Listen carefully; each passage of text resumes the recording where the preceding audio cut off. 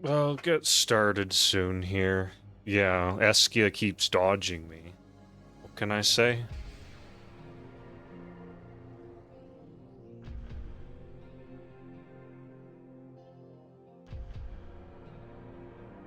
I'll get started in a bit here.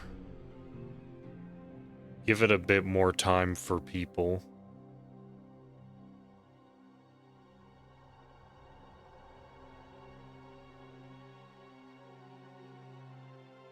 In the meantime, though, how about that Path of Exile too?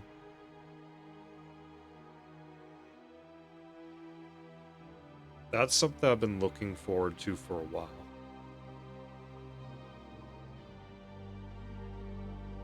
Why are we watching the best maps ever? Hey. Eclipse is actually a great map. It just sucks for one particular matchup. But for everything else, it's amazing. At least I think so.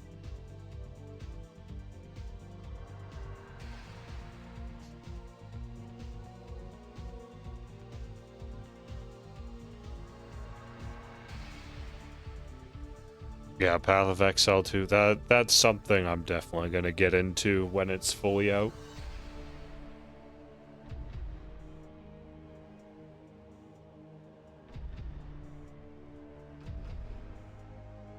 I don't think I'll get that starter pack or founder pack or whatever that supposedly enables you to play in December, I think.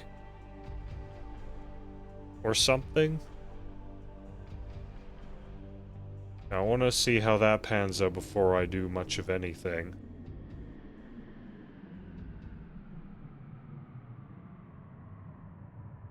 Just don't want to be another beta tester. Yeah. Yeah, play testers is now the job of the players.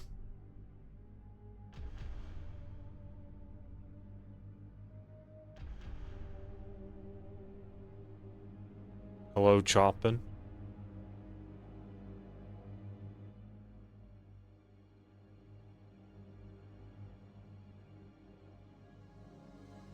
Okay. I think we stalled enough. We can get started with this. So it's week 2 of CPL. Shift click versus Mutallica.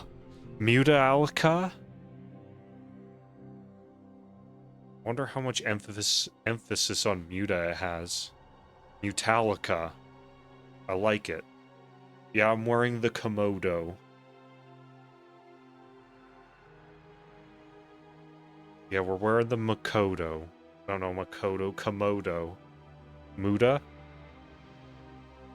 Yeah, week 2, shift click versus Mutallica. It's not gonna be as long as last time, I swear. It was a little much for me.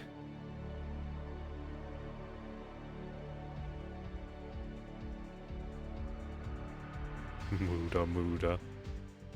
Yeah, the maps are different this time. So we have Dominator for game 1, Butter for game 2, and Eclipse for game 3, the infamous Eclipse, which was in the ladder pool for nearly 2 years at some point. This is a bit of a change from last week, because last week was all 4-player maps. This time we have 1 3-player and 2 2-player. So much smaller on the starting locations. So I expect that there's probably going to be less greed and things are going to be a bit more decisive. That's how I feel turn out anyway.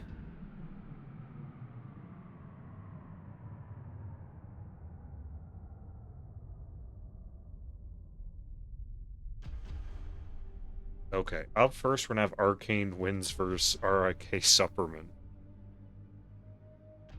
And it's going to be a PvP. Well, last week we had some games of the Protoss versus Protoss matchup, and you know what? Not so bad overall, but a couple of the games were a little too ape mode, so hopefully we get a little less of that.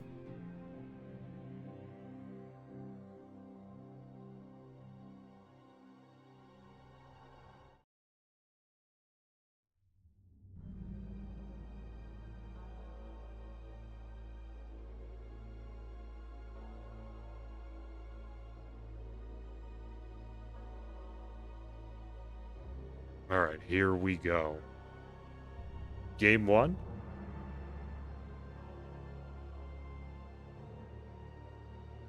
We have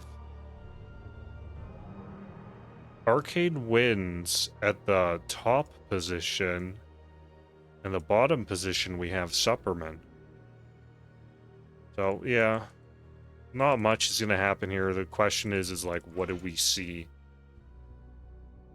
What do we see with the pylons? When does the probe move out and all that? We'll likely see, you know, Gateway skip Zealot. That seems to be very typical. Skip Zealot, get the Cyber Core, tech fast.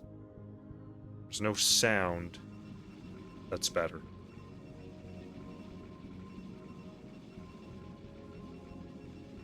Who plays today? Oh, it was on the map screen. It had a list of all the players.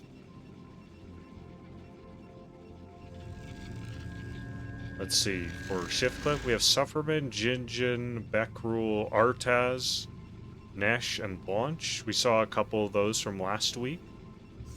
I'm trying to keep within tier 1 so we see the same players throughout the weeks.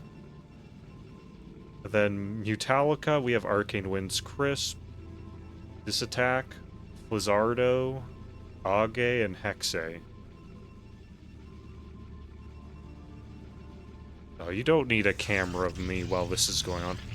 Speaking of going on, this looks like that's 2 gates versus Gateway Assimilator.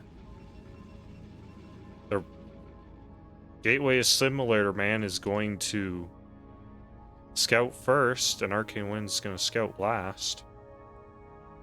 So this is good for Supperman. Scouting out the 2 gate. Question is, yeah, no Zealot is being made, but once this is spotted, yeah, Zealot being made now.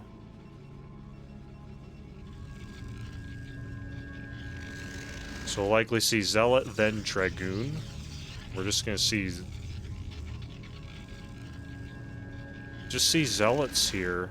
Arcanewinds did get supply blocked, so those Zealots were not as quick as they could have been.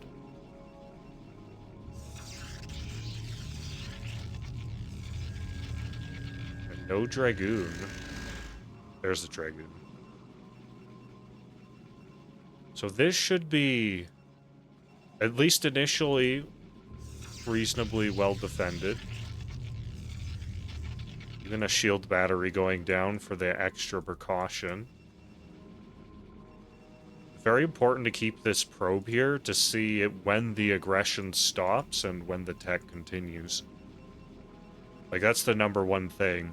When you got these aggressive plays, you need to see if they're transitioning or expanding or anything like that, so you can adjust appropriately. Now we see like 1 Zealot and a probe easily fended off by that, but there's 5 Zealots on the field now. Keep in mind, we still are on 1 gate production against 2 gate. Cyber Core is going down, so this 2 gate Zealot is going to be 2 gate Dragoon at some point.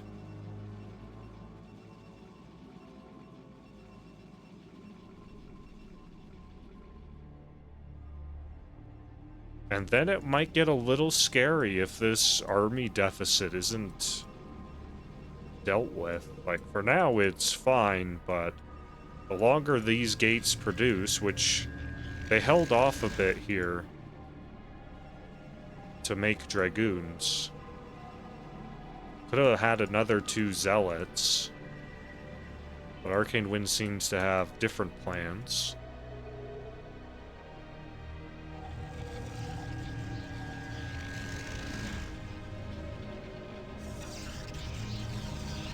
looks like gonna mass Dragoons. A second gate is finally being put down, so Supperman should be okay.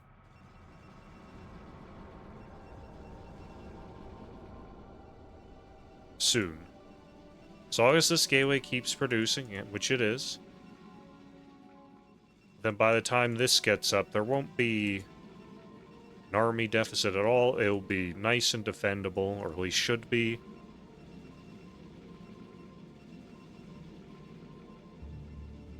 And then Arcanewinds would be behind, but the probe count is pretty even. Tech-wise would be behind, though, as we see the robotics facility being put down finally. And gonna poke in here. That's a lot of zealots. The Dragoon being targeted first. Good hit. Killing that for basically free as these Dragoons retreat. The low ground where the shield battery is. Oops. Unfortunate for that Dragoon getting stuck back there.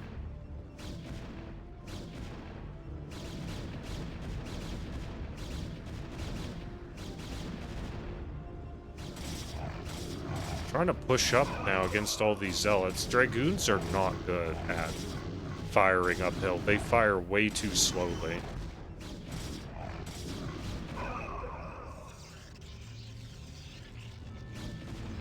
So now kind of contained in the base here, which is not really a good position. The longer this goes on, the more Arcanewinds can leverage some sort of something on the map, like tech or economy. And economy is the choice while this fighting goes down. But it looks like the Dragoons are actually going to be able to push through here until the reinforcements, never mind. This is 2-gate. We're going to have a little bit of a back and forth here, since it is 2-gate versus 2-gate. Zealots are overextending a bit. It might have been better just to hold the ramp. To buy more time for the Nexus that's going up here to get underway.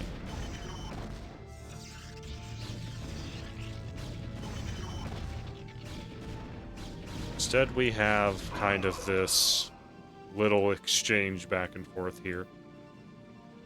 And Supperman comes out with the army lead.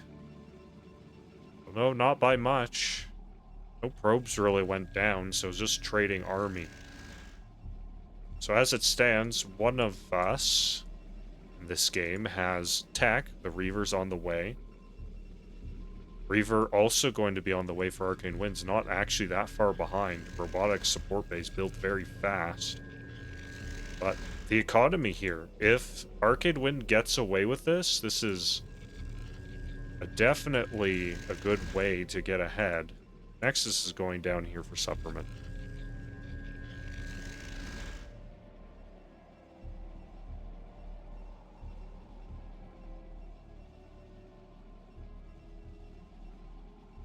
Yeah, somebody's enjoying supper.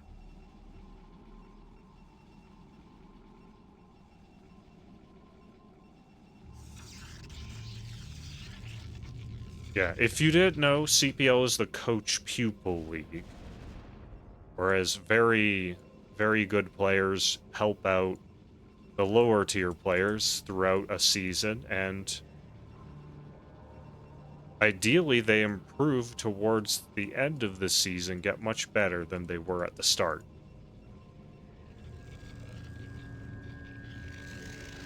And the teams are composed of several tiers of players.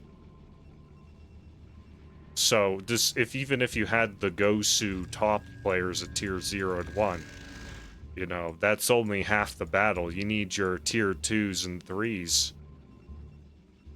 to also get their wins too. No, I'm not a coach.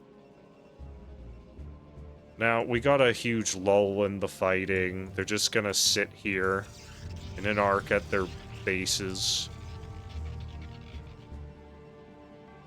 Supperman opted to not push out with Reaver Shuttle. I think the shuttle got killed in that push-in, which was very good on Arcanewinds if that was the case. Observer does see what Arcanewinds got going on. The yellow Protoss is, like, getting farther and further ahead economy-wise. 4 gates down versus 2 gates. Another one being added, just as I talk about that. 4th one, maybe? No, just 3. Very well. If this keeps up, I suspect our yellow Protoss will eventually just win through just numbers. Good Reaver micro defensively would be key.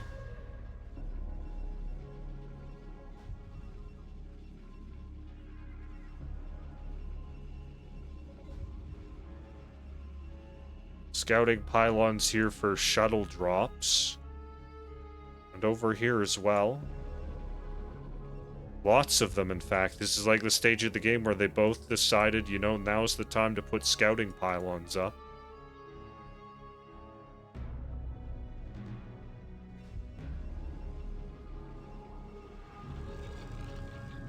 Seeing a pylon here doesn't really mean anything, but a pylon going down here to block and expand that could be going there. But normally it'd be unlikely. But you never know. This should be cancelled as the Dragoon will just be able to kill it. Then again, if you suspect an expand is going, you'll just leave it. But I don't think an expand was ever in the cards here.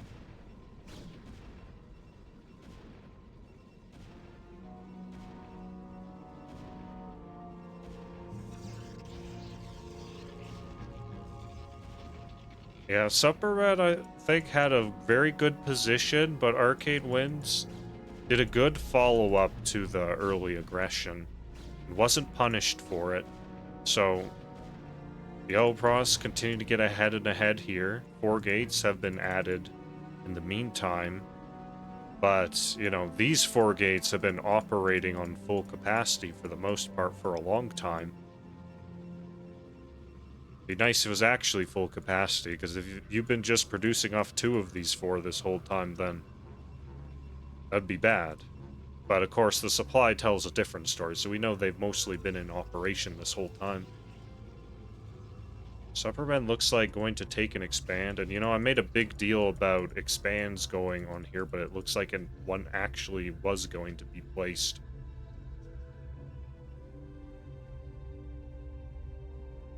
So Supperman in this case made the right call to stall it.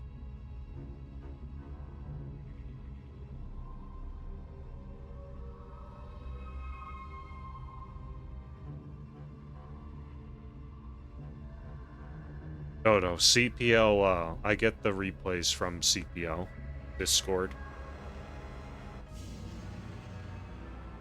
They have a bunch of people casting their games, not just me.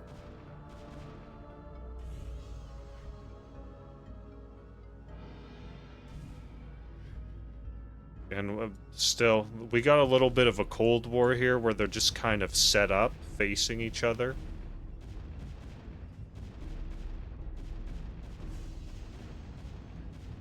Some shooting going on somewhere. I think some building was blocking, most likely. Oh, Observer scouts this and gets shot down.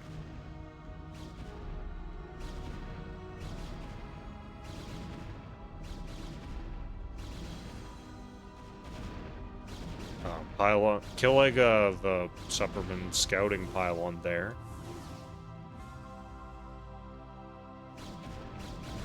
Oh, that shuttle had Reavers in it. This is incredibly bad for Supperman. Supperman is way too far behind.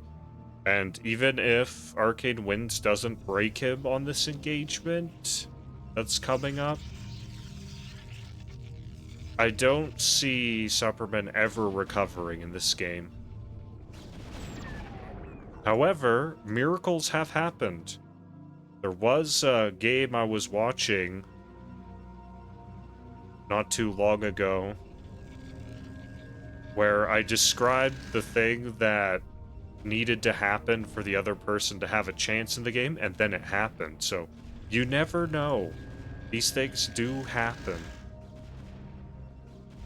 Arcanewinds macro has been very good, left to his own devices.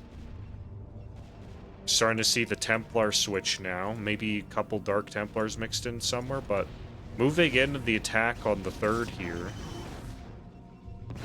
Fighting uphill with Dragoons is never a good thing. The Reavers are just kind of free to shoot away. Supperman's own Reavers coming in now, but they're shooting uphill. They were a lot later. There's a third one crawling in, and one just died to a Reaver Scarab. Arcanewinds targeting on the Reavers is quite deliberate. There's only one left. Even though the Arc is superior for these Dragoons, it's looking like this is gonna be it.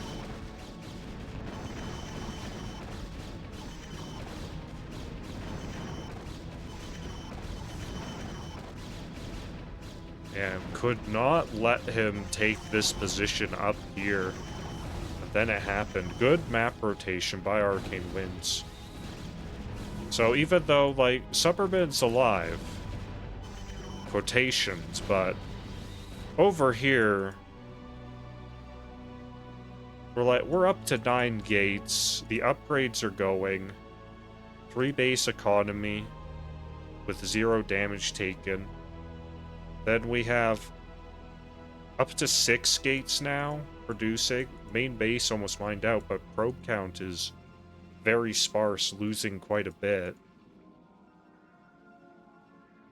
So yeah, this goes back to what I was saying earlier, where I didn't see Supperman winning, even if the engagement did go his way. It did there, but it's a too little, too late kind of situation. 4th base being taken. So Supperman at this point probably already knows what's going on. So I imagine maybe some thoughts are being taken into the next game. Next game is a 2-player map. It's going to be Butter. So maybe there are some specific strategies there that you can take or have planned out against your opponents. These people, some of them do know each other, so they might be a little more mind-gamey than they really should be. Even the observer gets away. Nothing is going Purple Protoss' way here. Alright. Nearly maxed out. We're gonna hit another attack wave here. Can we survive another wave? I don't think so.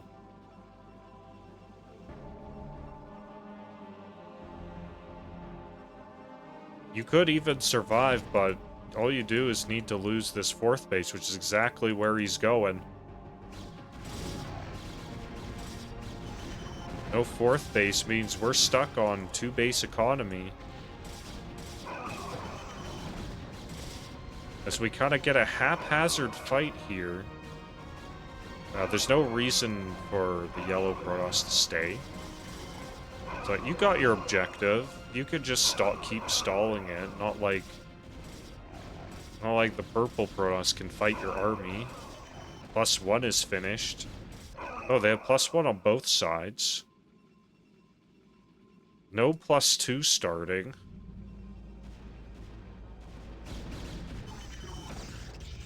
But storms are gonna happen. Like, even if Arcanewinds doesn't just go and kill him with the army, there's like multiple options to slowly whittle this away. You can do storm drops. You can try and sneak DTs in. There are cannons, so that probably wouldn't work. You can do Reaver drops too. Here's a storm. Single storm available there. Looks like Supperman's gonna do a Hail Mary and maybe get something done.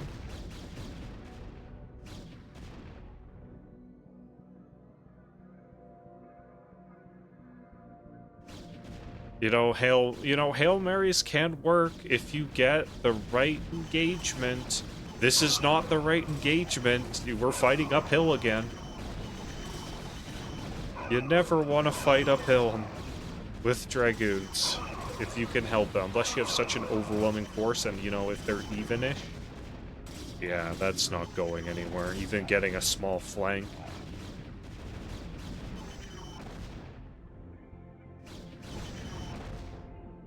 Alright, we should see the GG real quick here. It's all ogre. But yeah, like, what are we gonna plan for the next game? That should be the pro's thought process here. What can we do? Are we gonna do DTs? Are we gonna 2-gate him back? Is there a proxy planned? Or are we gonna play an honest game and that's the mind game itself? It is a 2-player map again, so a bit harder to mind game your opponent. Well, even the shuttle going to do a harass, couldn't get in, and GG's finally called.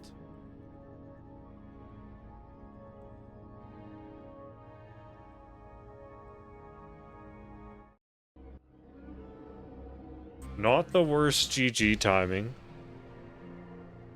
Theoretically, if those Reavers in the shuttle killed a whole mineral line and maybe got half another, there was still play there. Could just try and stall out and slowly crawl your way in.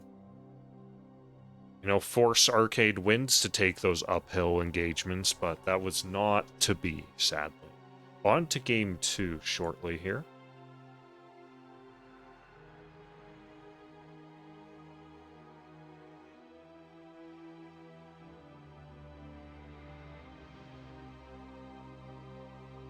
Map is butter.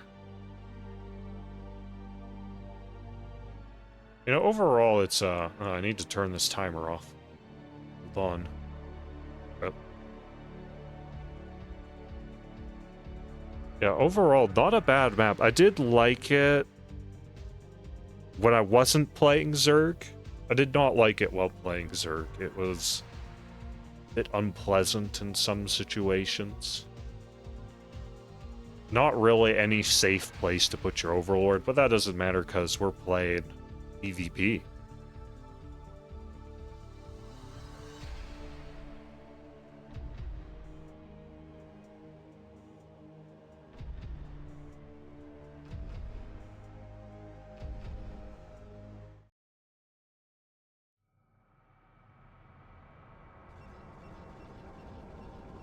Alright, in the top we have Supperman. In the bottom we have Arcanewinds Purple Protoss against this gray-blue. That just looks like gray to me.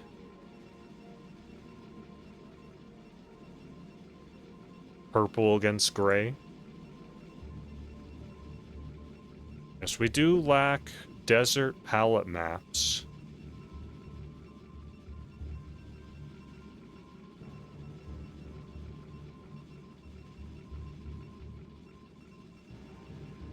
No, they choose their maps from previous ones that have been used in the ladder. Yes, there are some maps that benefit some races, the infamous one being the Char tile set for burrowed lurkers and burrowed units in general. Absolutely horrible to see them. And the snow tile set has similar issues as well. Looks like gate first in the base for both sides. Supperman's is actually quicker.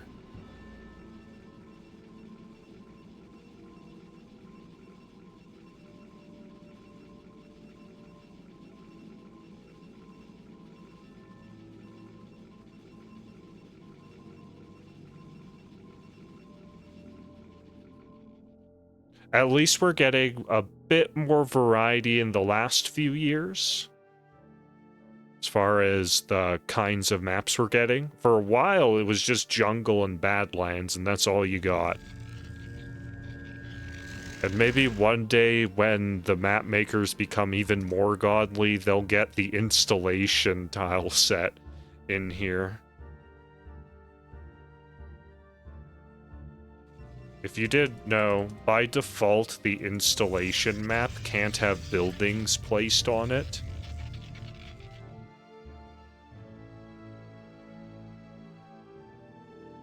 Because, well, it's been 2-gate, by the way. 2-gate on both sides, but 2-gate already going here for Arcanewinds. Anyway, to finish my ramble, the installation map is supposed to be lore-wise the inside of a building or structure or large ship. Because these buildings you see are not to scale.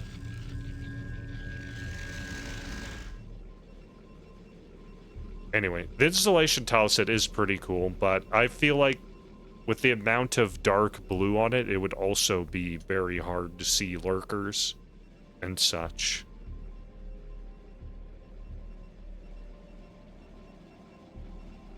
Well, we have 2-gate versus 2-gate this time, but Dragoons are the unit of choice here for Supperman, so that should be able to chase away these Zealots. Yeah, these Zealots are not going to be able to do anything against 2-gate Goon. Good adjustment from Supperman there. Cybercore finally underway. No more Zealots being made, waiting for those Dragoons. There is no gas yet to support 2 at once. Also, there was a supply block there for a bit.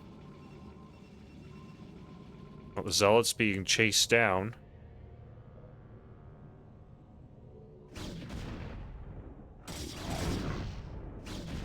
We got a fight. This is not a fight the Zealots want to take.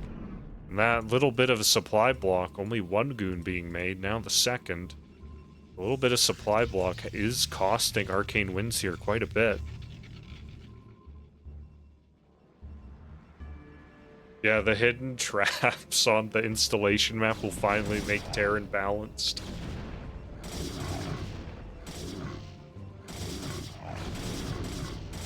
Oh, not the greatest engage, but it's doing pretty well. These Zealots are taking a ton of damage. And there's a lot of Goons here. Supperman actually might take this by overwhelming before an appropriate unit count can get out of these 2 gates.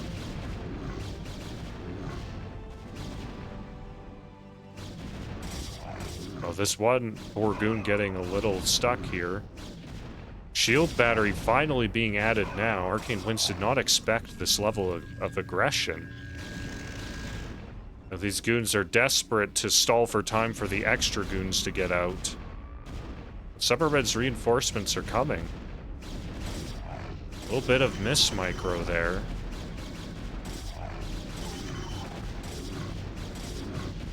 But it looks like Supperman is going to overwhelm here and win.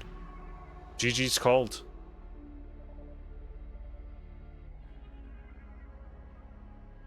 Much quicker map. Very decisive play. Supperman with the punch back against the 2-gate opener.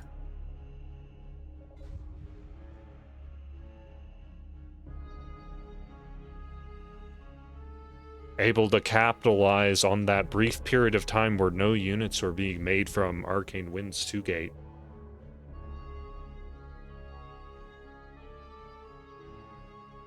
On to game 3 here.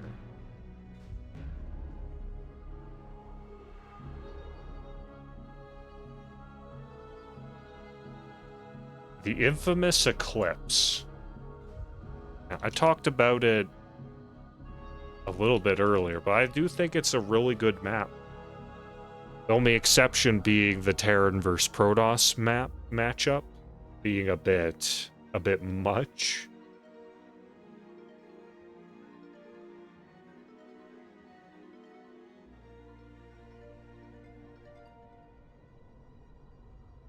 But the other matchups are generally pretty good on that map. I had a lot of good games on it. Again, that's my opinion on the whole affair.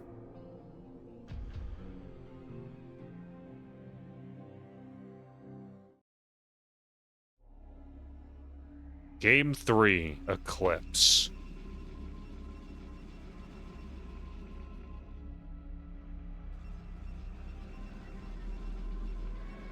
Have Arcanewinds top right and Supperman bottom left. So I wonder if they will go the 2-gate openers again. Are they gonna do a mix-up here? It is, again, 2-player map. Unlike week 1, where there was lots of 4-player maps, we have very few starting locations. So things are a little more cut and dry with what you can get away with, since you can be scouted much easier. Pylon going down.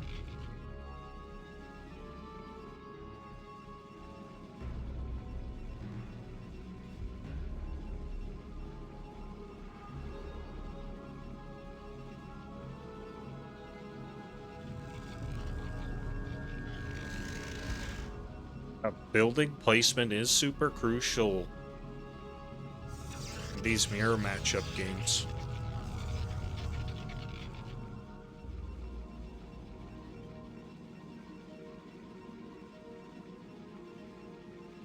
It could be the defender's advantage you desperately need to get that edge in those close battles. Going for the gateway into a simulator again. Arcanewinds is mixing it up as well. Instead of 2-gate, we have the gateway into simulator as well. So identical builds. The simulator slightly faster for our white Protoss.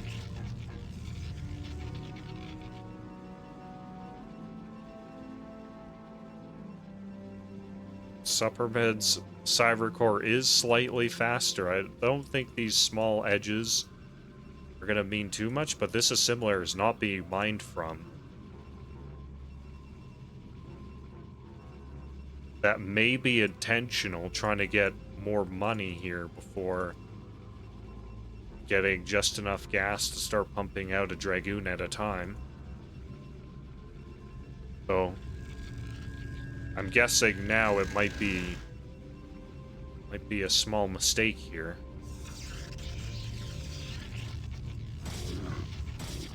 There was a pylon placed down, and since a Zealot was not made initially, this actually gets some value here.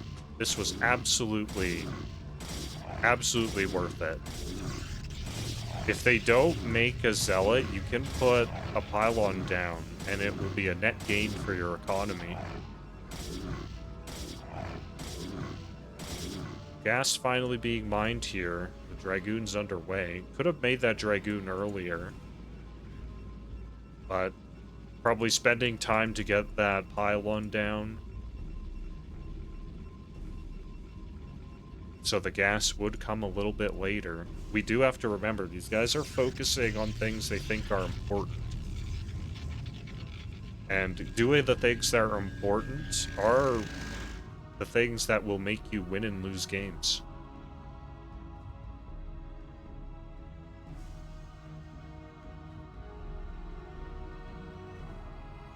Arcanewinds is looking to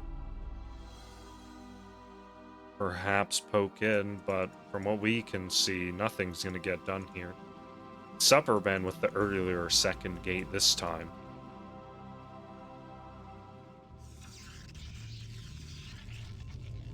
On the edge of base is common to scout for shuttles and stuff, or at least get an earlier warning if possible.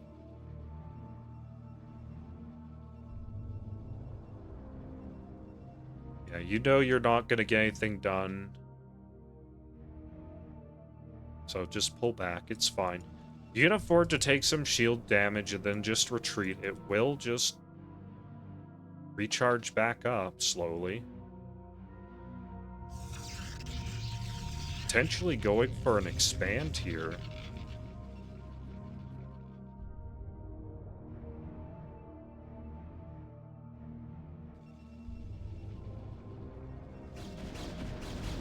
Oh, looks like we have Templar tech, so we might see Dark Templars here.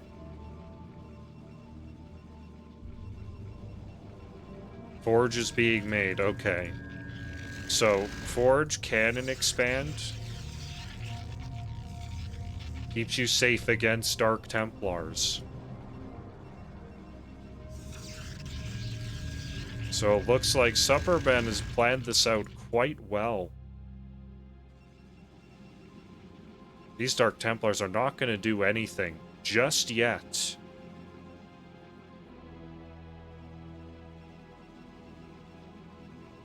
They have no vision, so getting the Forge here does make some sense here. Because it would take too long to get observers. So you get the cannon so you don't die to counter DT. As it could be, from Arcanewinds' perspective, Supperman could have also made Dark Templars. And they could just roll in, so the Forge making a cannon in your base, I don't see it yet, but making the cannon, that'll keep you safe against the Dark Templar. However, we know what's happening here. Arcanewinds is in a terrible position. These Dark Templars are not going to do anything, and this is just terrible, even losing that one. The only way these Dark Templars are going to get anything done now is if a secret... Oh, not even the secret shuttle drop would do anything, as there's already a cannon in the main. Made after seeing the existence of Dark Templar, so again, makes sense. Supperman is playing this very well. Trying to bust these cannons down so the Dark Templar can get in. But he miscontrols the DT. So didn't get the value once, but he's getting something done. Is there more DTs on the way? More invisible men? No. Just one being made now, and these guys are now blocked. They're blocking for the Dark Templar. Waiting for these cannons to get up. But losing this Nexus is actually huge. Arcanewinds making gold out of nothing here. The dive in on the cannons was absolutely the right play. And now all of a sudden, Supperman is the one who actually might be behind. Losing that Dark Templar. Not good. This Nexus is now finished on Arcanewinds' side. Now he is going to be economically ahead here very soon. 4 gates being added.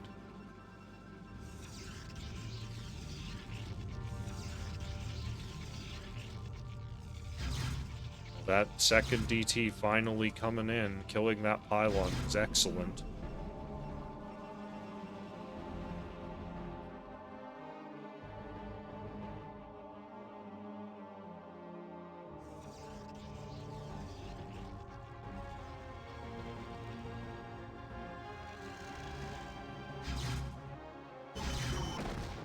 Ooh.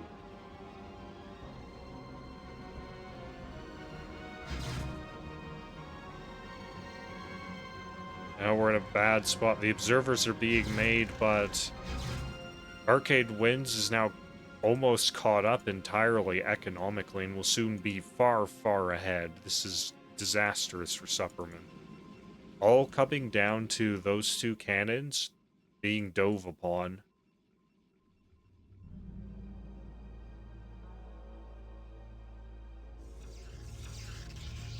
Now, thinking about this, it's like, okay, how do we make it so that kind of thing doesn't happen again? Well, one would be like, play a bit riskier. You saw what units he had. You could be more aggressive with your defensive units, as he had more. Again, that's riskier because that may not necessarily be true. Speaking of more, Arcanewinds is way more Dragoons now that, you know, now that finally Supperman gets to play on the high ground, it doesn't matter. He's just opting to run away. Cannons being made, but there's, like, not much left here.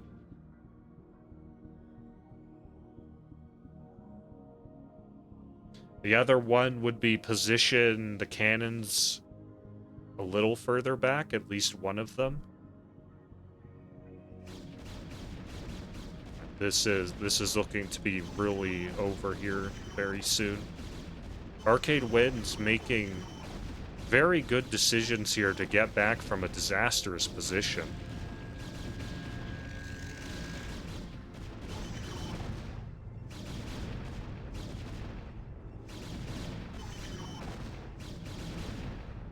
GG. Very well played. I like this series a lot. There's much smarter than last week. Which is great to see. Great to see. Props to the players here. As these low HP goons try to fend off 3 times their numbers. GG.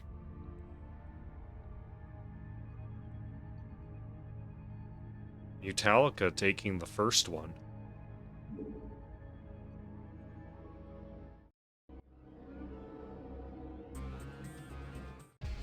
Yeah, you guys trying to get all the Terrans out of the game with those balance changes of yours, I see.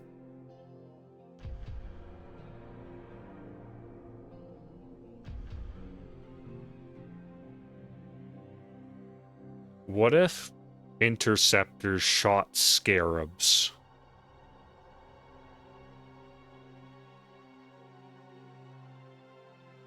Is that the balance change we need?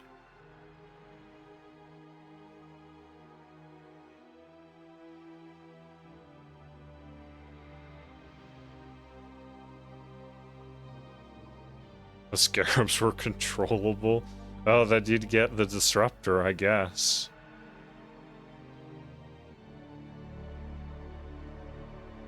Okay, next we have Jinjin versus Crisp. Now, I don't know why Jinjin's in tier 1. I would knock him as a tier 0 player, but perhaps he's not all that confident in his skills now that he's like just coming back kind of deal. So I guess we'll see what happens here.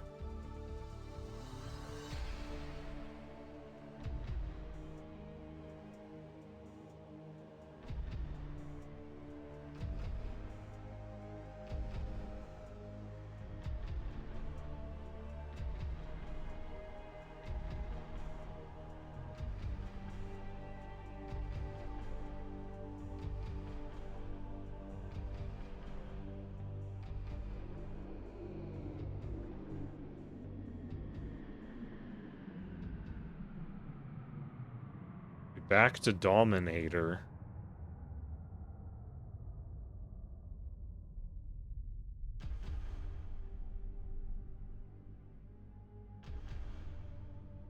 It's funny how Dominator looks like such a weird map, but it actually is kind of normal.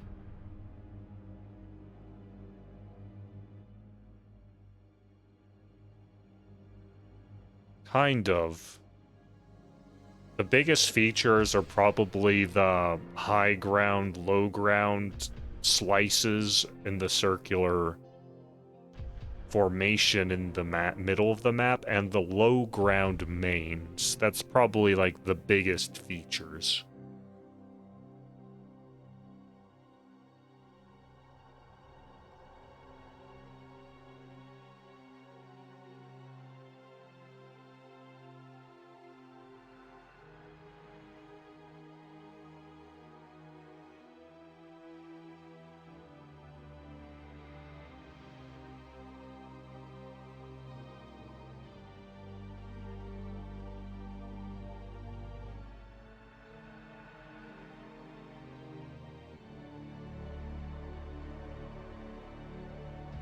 What if vultures shot spider mines? Bring a whole new meaning to the words vulture war. TVD would be a disaster.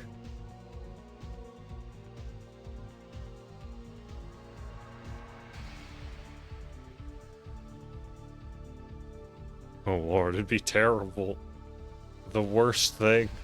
Anyway, enough about speculating about hilarious and dumb balance changes. On to next series, Chris vs. Jinjin.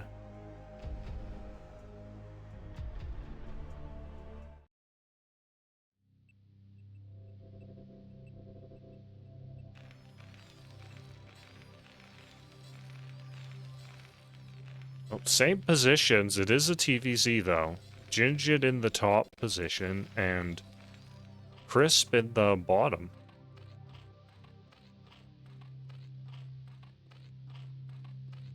Now, in true fashion, Zergs will typically send the Overlord in this direction on this map, because that's where the high ground above the natural is.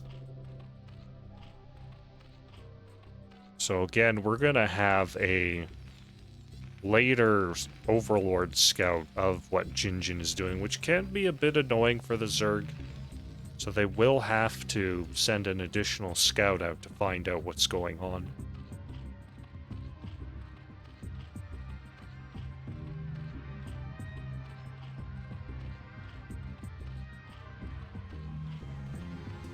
Alright, very typical here. Terran doing a wall-in. Very common the last year and a bit or so. Just Terran just wall-in. That's all you do. For the most part. Very safe. Don't have to worry about some nonsense. Does lose to Coach-Pupil on paper. But, you know, it can still potentially... It's not good, but I guess, like, with any of those, like, hard counters, if you play like a god, your opponent makes some mistakes, you can come back.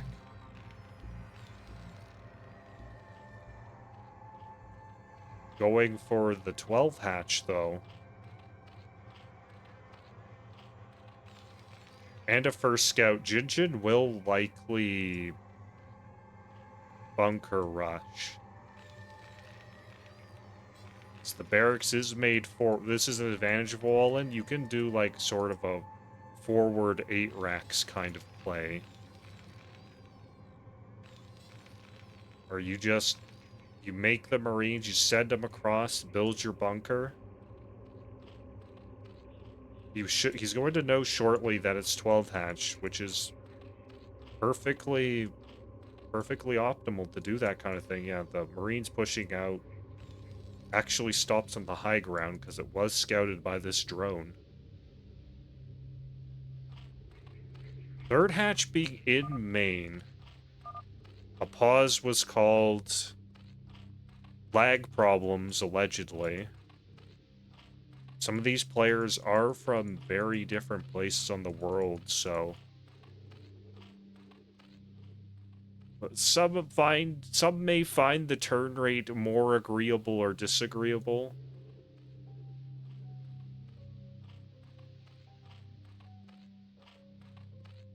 I've seen the connections of some of the EU players, and it can get pretty awful. And of course, there's always the living Peru meme. These Marines finally moving across in a group of 3, with the 4th one following up, killing the 2 scouting lings.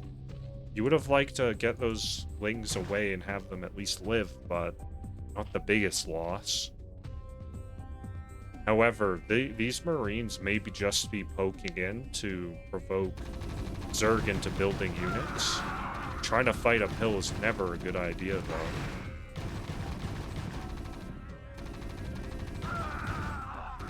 And that went very poorly for the Terran.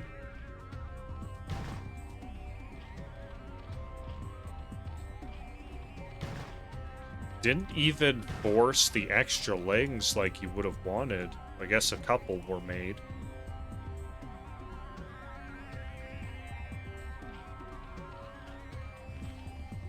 So a bit unfortunate, but not the end of the world here. Has the wall led, no economic damage really taken. And the academy up. +1 is underway.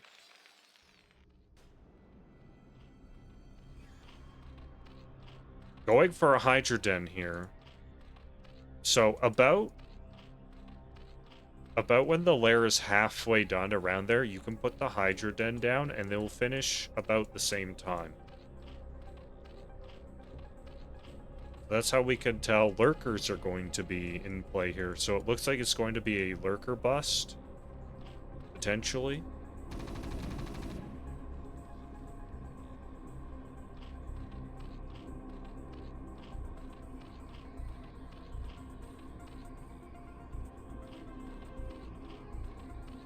There, yep, there's the aspect being researched now.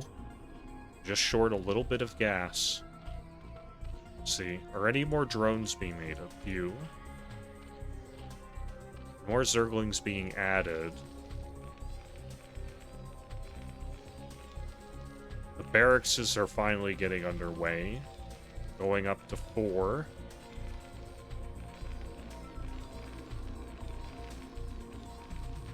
The scanner, this is crucial here. The scanners are coming down now, so this needs to be scanned for him to be wise of what's going on.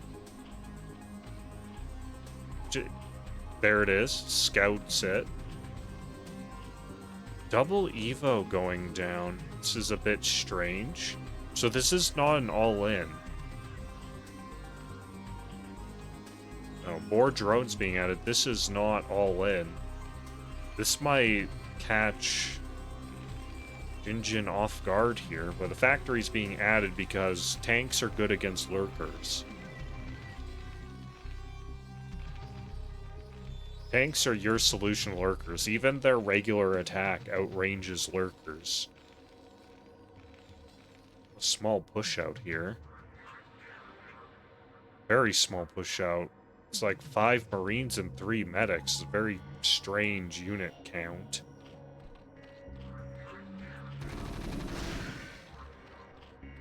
There's nothing here, though, except for these lurkers, or this single lurker that's about to be finished. Which is enough. Even the 2 Sunkens would be enough with proper targeting.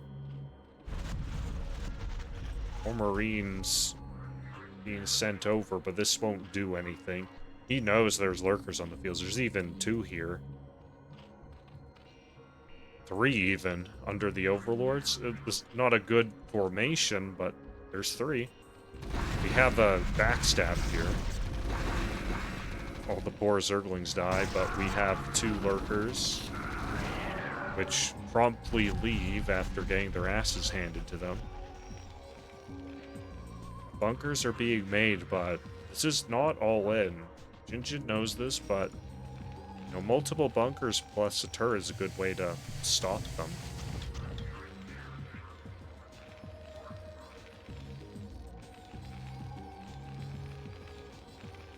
Economy's looking good. Actually trying to attack in here, sees the lurker spines and leaves. You know, that's to be expected.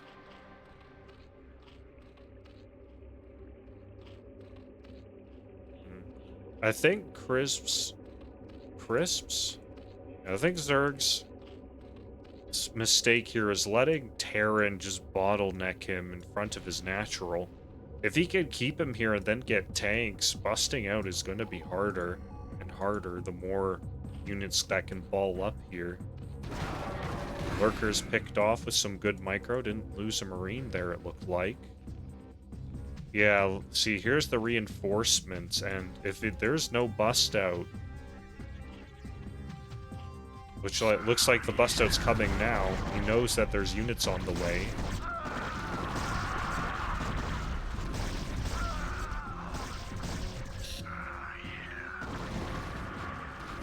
Yeah, Hydras do not fight Marines very well in general.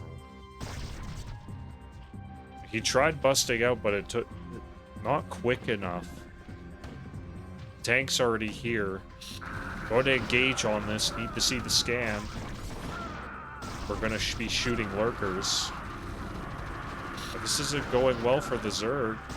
Getting kited back here. We have more Hydras, but not that many more lurkers. Siege mode is done.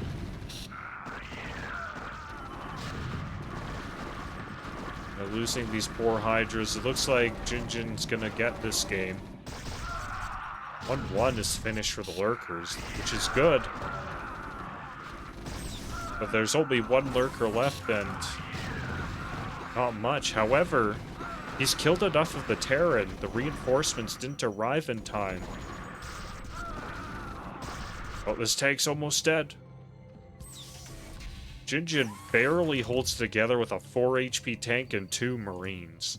This is down the wire, and I wonder if Chris could have denied Jinjin this position ever so slightly more, he'd be out on the map. There's no more lurkers, it looks like.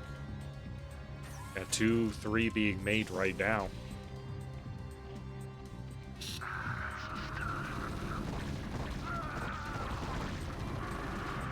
More reinforcements coming over, the 4 HP tank being a hero. If this Zerg was Arttaaz, he'd tell him to kill this tank. GG's called. Well, that turned out to be pretty close.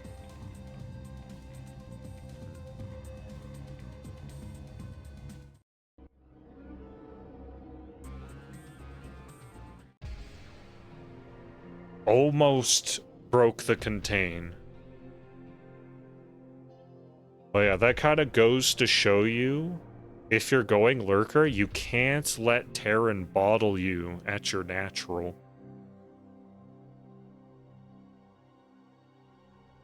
Otherwise, you see what happens. Terran's in a much stronger position. It's very hard to break out.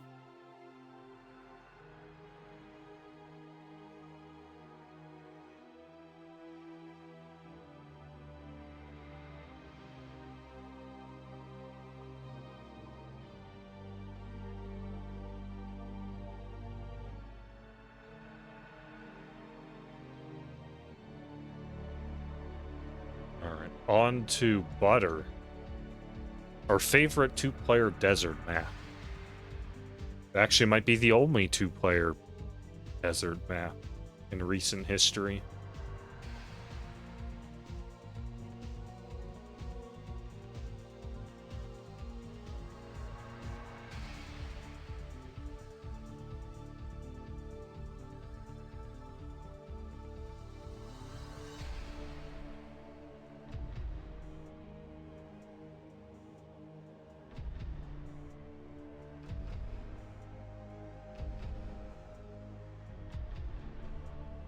Yeah, hey, shield battery still at it, I see.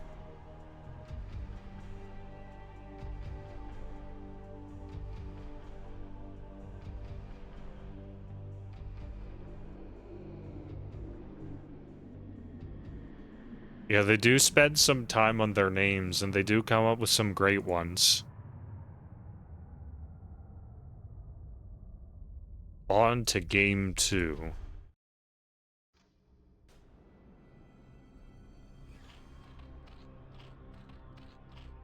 We have Crisp in the top right, Jinjin in the bottom right.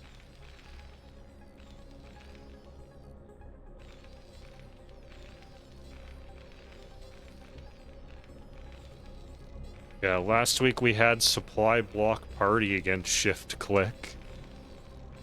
I do believe there's a barcode team name.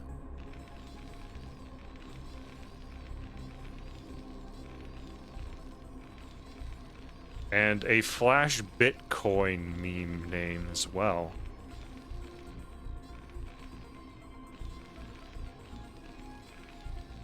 Alright, looks like we're gonna have another wall in here from Jinjin. No, this is a scout. Or is it? Forward barracks? Forward barracks, okay. So this is like the forward 8 racks I was talking about last game. With a wall lid, it's like the barracks is forward, but it's... You know, it's at your natural. With forward 8 racks, you put it a bit further out on the map. You build it, then you can send out the bunker and Marines to get the Zerg building the hatchery. However, what we have is not a 12 hatch, but a 9 pool by the look of it. So I think it was. Could have been something jank like a 7 pool I was talking about. Forward 8 racks is So this is not the greatest for Jinjin. But you can always lift it and bring it back once you scout. So he is going to scout. Crisp also scouting here. Looks like he's going to proxy a hatchery here, possibly. He has 2 drones out on the map. Jinjin's going to scout this, and when he sees 9 pool, he'll likely lift this and bring it back to his wall. Another drone moving out.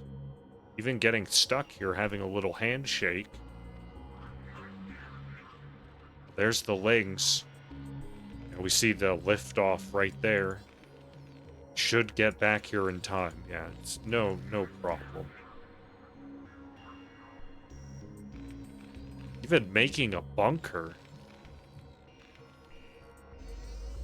You know, might as well. If you're worried, if you're that worried, like, it's okay. It's not optimal, but...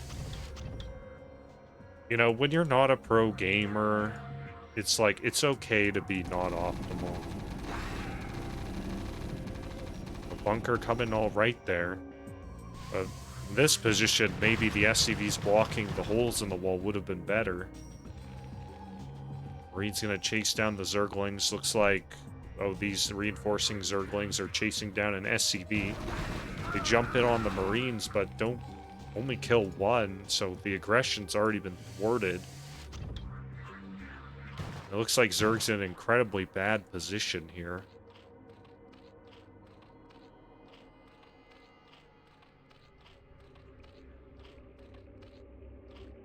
Jinjin sees everything that's going on. The only thing he doesn't see is that there's a drone here. I wonder what the plan is. This.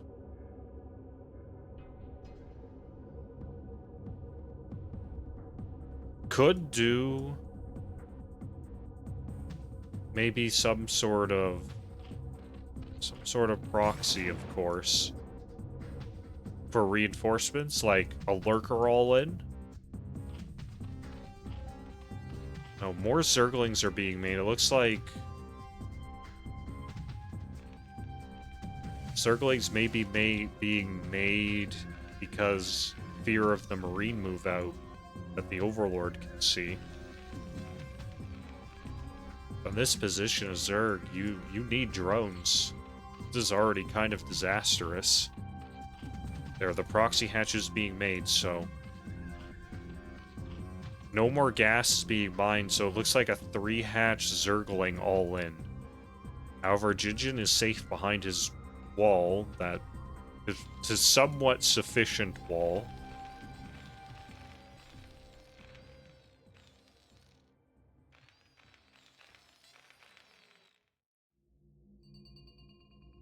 Sunk is being made. That's not going to defend against anything substantial.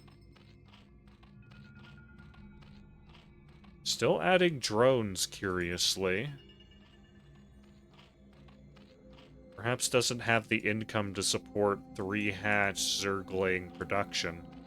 Only 12 drones after all.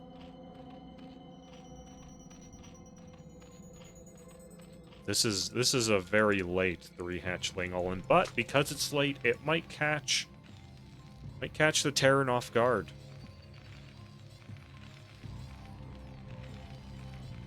Extra barracks being made academy. Jinjin is smartly going to wait for scans before moving out, it looks like. Play safe behind your wall. And then when he sees, it's like, oh, it looks like a Zergling all-in of some kind, and, you know, he'll take the appropriate precautions. Add fire bats, medics, to not move out with a small amount of units to get picked off. Because this is how you lose. Is you confidently move across the map because I know he's so economically behind. And then all of these Zerglings run into your base and kill all your shit. Or alternatively, they ambush you on the map, kill all your stuff, then run into your base and kill all your stuff.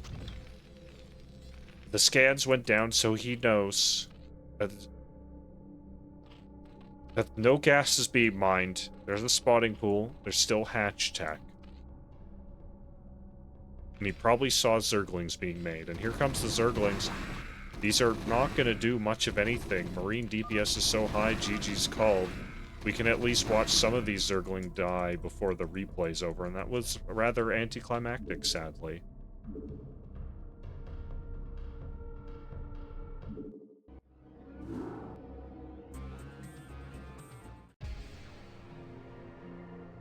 Kind of a predictable outcome, but a little more one-sided than I thought it'd be.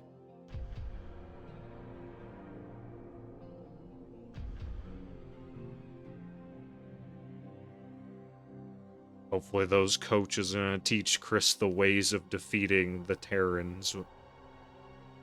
Especially the certain ladder Terrans that really obsess over optimal timings.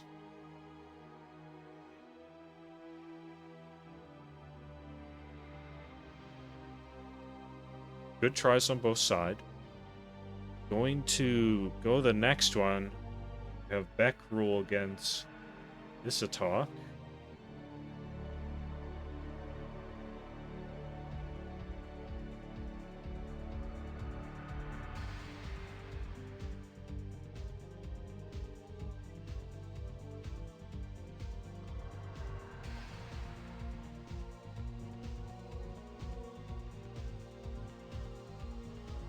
Yeah, another possibility could have been something like Lurker drop, except the hatchery position would need to be above the main rather than the natural.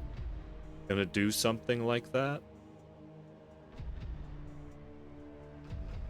But you'd also need gas for that. It also could have just been a normal Lurker bust, but normally you wouldn't do 3 hatches in that way for it, but again, we're not playing super optimally since we're not pro gamers.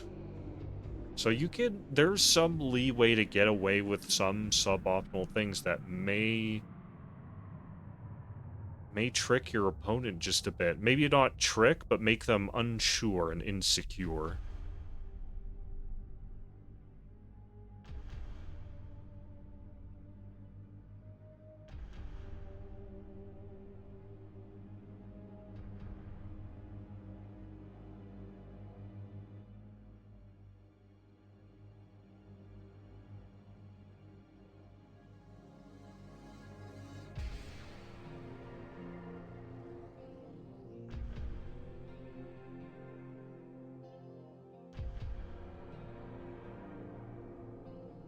Back to Dominator, I guess, though.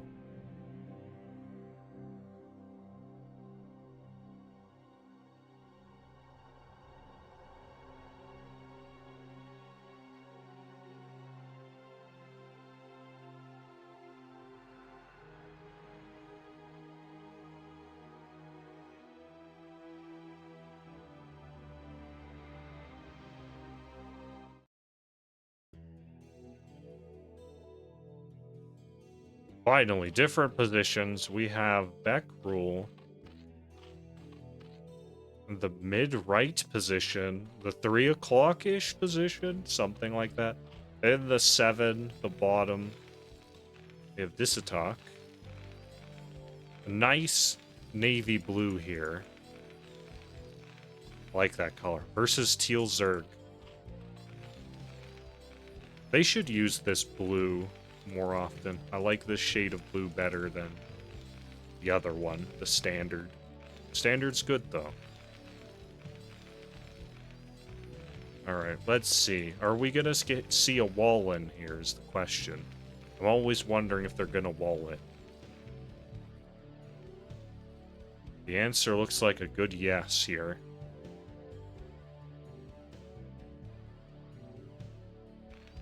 I guess rather, we're looking to see what they do if they're not walling it. That's what we're really looking for. But since it's a wall-in, Zerg's doing that thing where they scout the Overlord in the opposite direction because of the natural layout. If you scouted it this way, it wouldn't get much done because there's just narrow cliffs that it can easily get shot at. And it won't tell you very relevant information.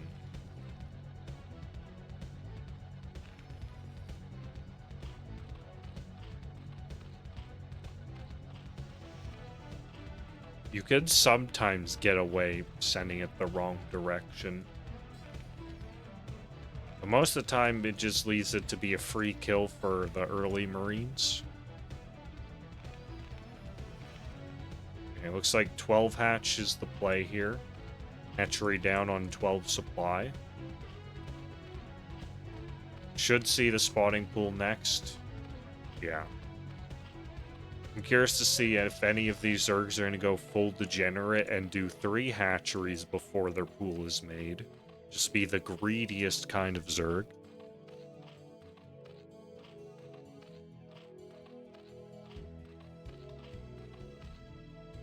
Looks like Zerg's going to get scouted.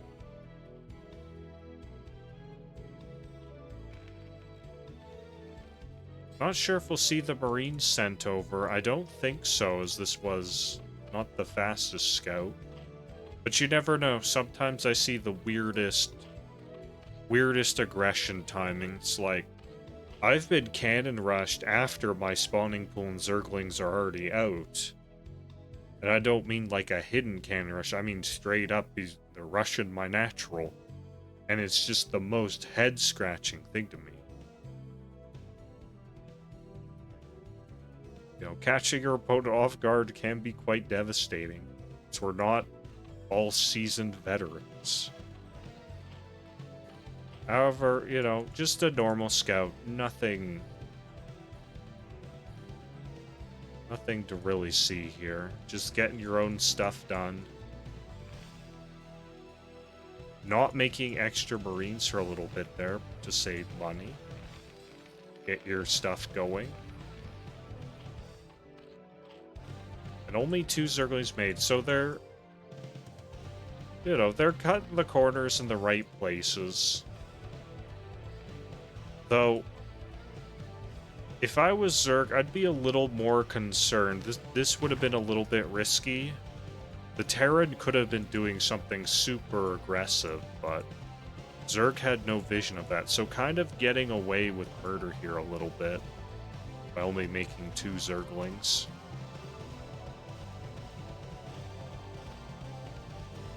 Yeah, we're not gonna get a full scout confirmation until like way later. This Zergling being the first like real thing here.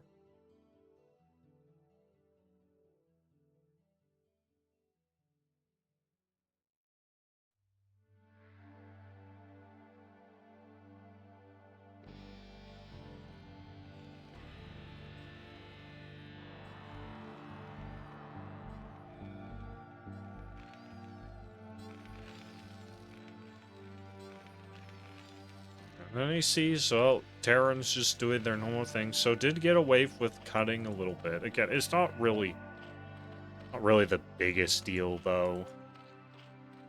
Like, sure, like, only making 2 Zerglings is cutting a little bit of a corner, but it's not super huge. So we're seeing Lurkers again, another well-timed Hydra Den with the lair.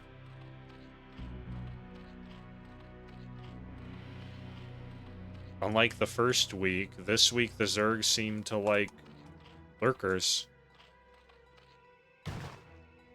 You know, it's not the most uncommon thing. Mutas are hard to use. Properly, at any rate. Trying to deny the scout is very important. You know, Terran doesn't see it. The Academy timing. Looks like he doesn't want to use his scans, but he does lose the SCV. So should scan the main here very soon. There it is. Sees Hydra Den. Lurker. It's going to be like the only thing. I don't think he saw the Hydra. Both scans were used, so probably did see the Hydra Den.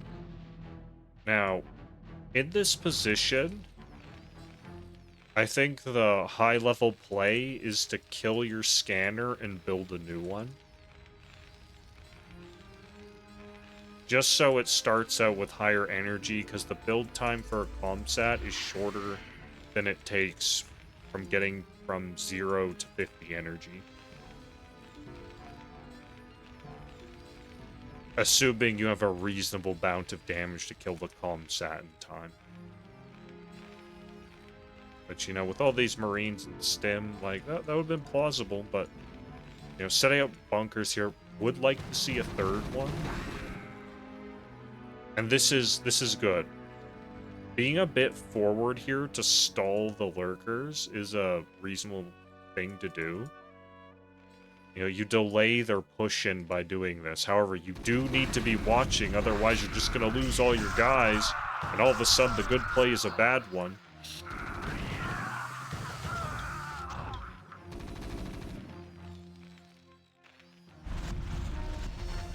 Unfortunate. This is where kind of your attention to what you're doing comes into play.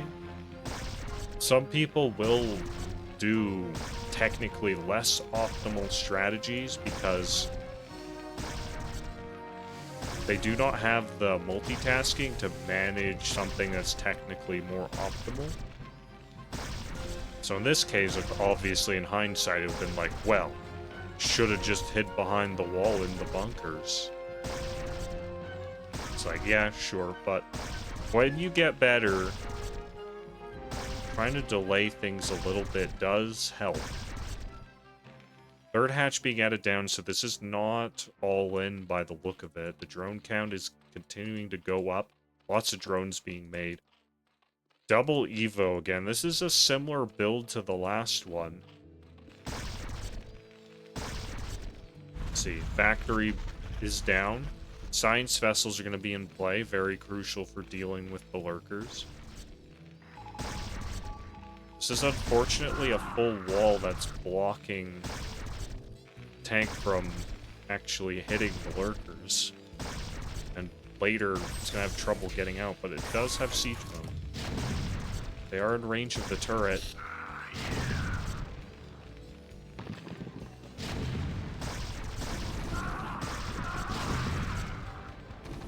Well, units are getting drawn into each other. Two very low lurkers.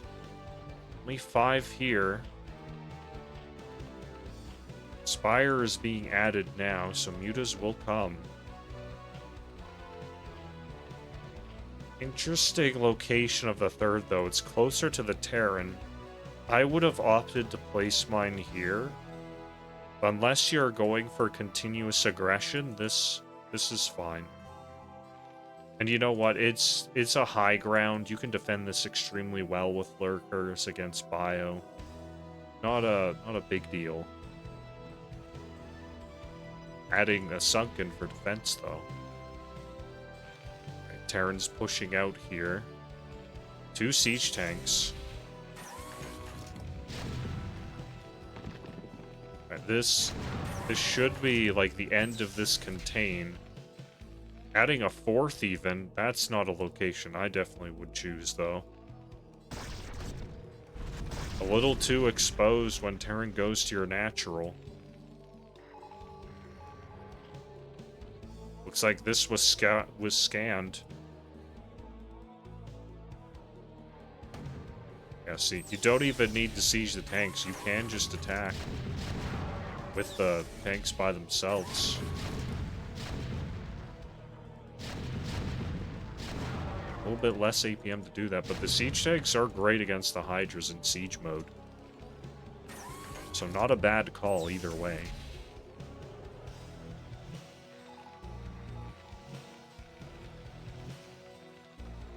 More vessels. Tanks and aggression. Engagements happening with a D-Matrix Marine at the front taking a lot of hits. Tanks are not in siege mode this time. Even losing one. These are slow Hydras too, with armor upgraded first for, you know, the tankiness, but the second one is finished. No. Finished a little too late. Would have liked to have the 1-1 before the fight occurred.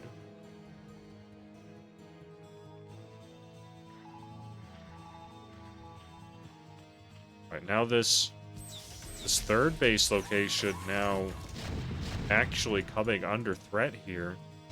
Again, would have liked to see it over here. Wouldn't have had to worry about this just yet if it was positioned there. Lots of Terran reinforcements. Can actually set up lurkers here on the high ground to intercept them. Instead, just going for the engagement from behind, killing most of the tanks. It's like Terran's falling apart a bit here. Even losing all the reinforcements to these lurkers, they're doing work. I didn't see... Okay, looks like the drones got transferred over here, so Zerg's doing okay. Now, these aren't long for this world. Would like to see the science vessels retreat and escape. Does lose one. At least keeps one alive. Looks like a third base is going to be added here. Rallies have not been yet set on these barracks. Second starport being added. The tanks were cancelled also, curiously.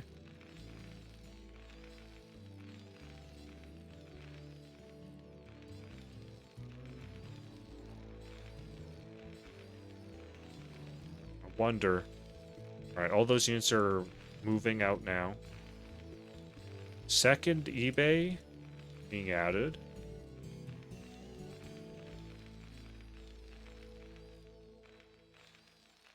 Now, I wonder why the tanks were cancelled. Was that a mistake? Was that what's the reasoning behind that, I wonder? Didn't see a supply block at the time. Radiate being a research right now. The Zerg's doing pretty well though. 2-2 should be on its way. This is good. And since Lurker Spines are ahead upgrades against the Terran armor, they'll always two-shot the Marines, which is very significant. Unupgraded Lurkers against Marines with one armor take 3 shots to kill them. And with medic healing, that is a huge deal. Only one tank.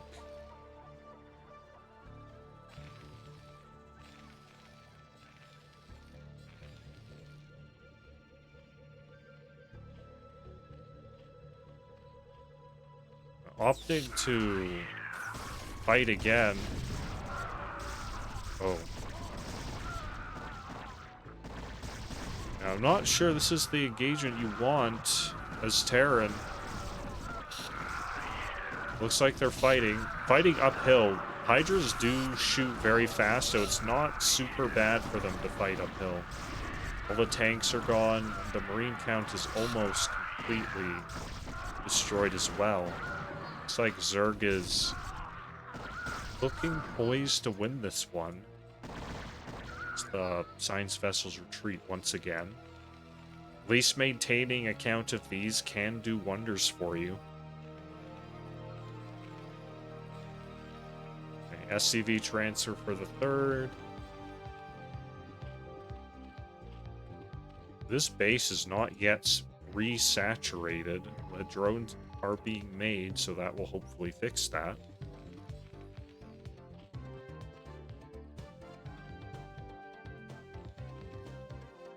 Now, they're both under a lot of pressure, so understandable that things aren't going their ways.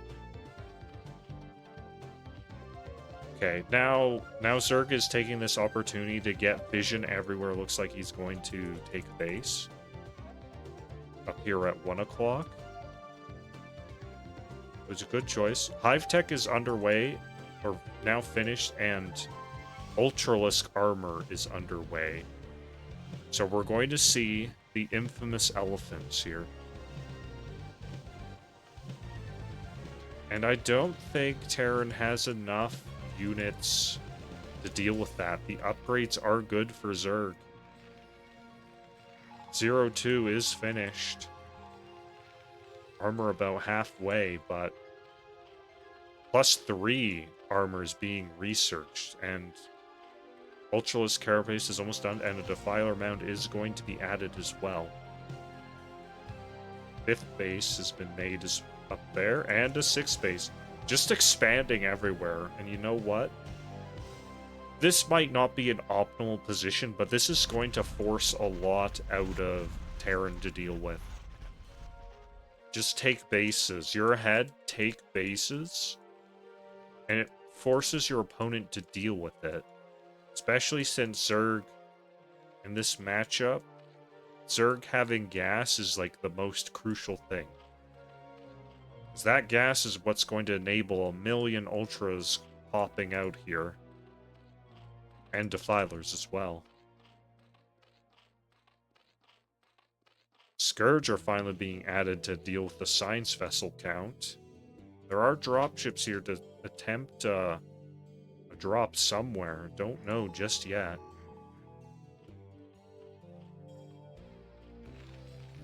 Vessels are up to 6 now, but 2 are at home.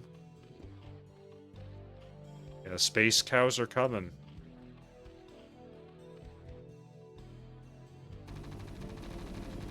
Okay, immediate retreat on this 4th base. That's good. Oh, good multi-prong attack attempt here. Going to the main while attacking the 4th. If you could kill this Ultra Den, going for the drones instead, I would like to see the Ultra Den now. Yes, the Ultra Den's being targeted now. Okay, fighting back at the 4th as well, but fighting uphill. When you have lurkers, it doesn't matter all that much. Ultras are popping now. If only this drop came a little bit earlier, it could have done a lot more damage.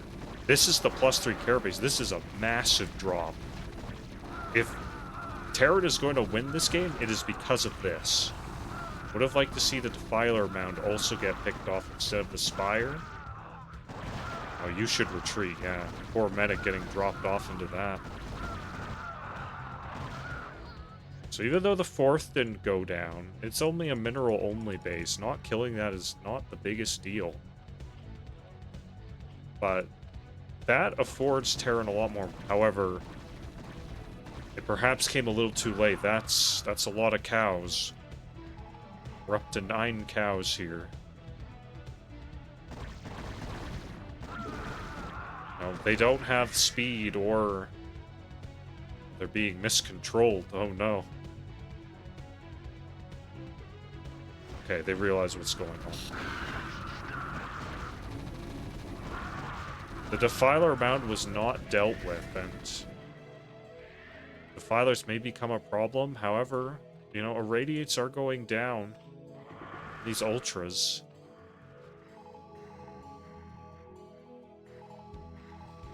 You know, maybe Terran has a chance, but Terran is on 1 base mining, basically. Need to see another expansion. Slowly recovering over here. Ultra Den was remade. Immediately back to upgrading.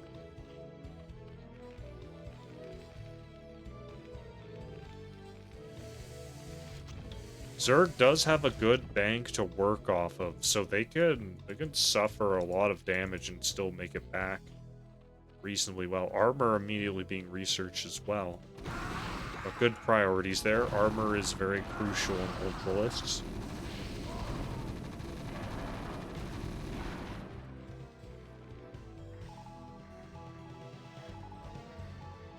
Yeah, this base down here doing a lot of work. Yeah, that damage was good, but the problem is Zerg has had free reign on the map for far too long. BCs are finally here, and they're gonna stop this nonsense at the bottom. First Defiler is finally out. Defilers are good, but they are very APM intensive. So I wonder if our Zerg player can really handle the Wiggly Boy. Okay, the Ultras are coming to fight here. There's not that many Marines, so they should do well enough. No D-Matrixes or Irradiates going down. Irradiates are finally coming down, but only basically after all the Marines are dead. It's Probably perhaps focusing a little too much on the battle cruisers.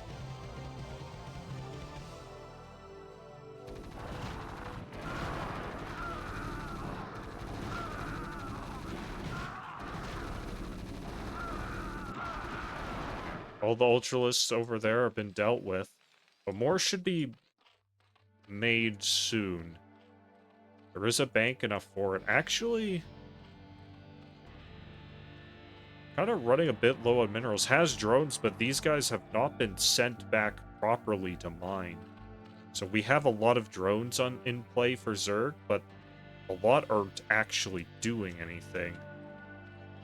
That's a good, like, 15 drones. 16, 17. 19, 20, 21, 26.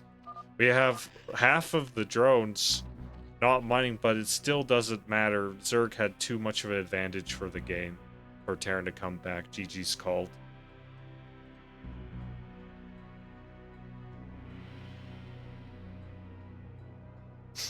Yeah, when your attention gets split at Zerg like that, it becomes very hard to manage.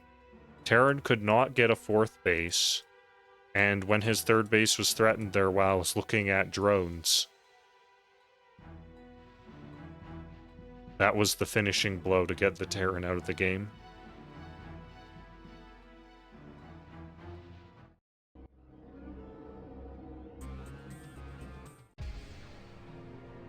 Good ideas from the Terran, though, just need to work on the execution there. Once that execution's down, then the Zergs won't be able to get away with that.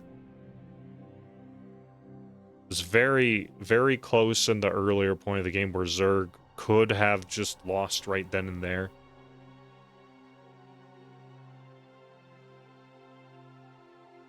On to game 2, however. We're going to butter again. I would like to see more of Eclipse. Also, you know, props for playing Bio. You know, it is a bit tricky to play. A bit rough.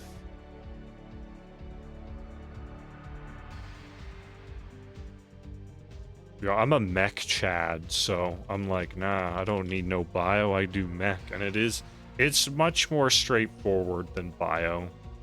A little bit less, well, it is less mechanically demanding as well. Only got the factories to worry about, not like a million barracks. A bunch of Marines that die to 2 Lurker Spines if they have their upgrades.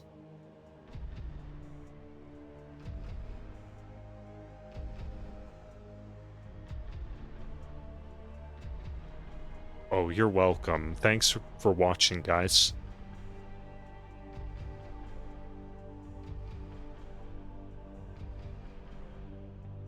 Keep pressing the wrong button here.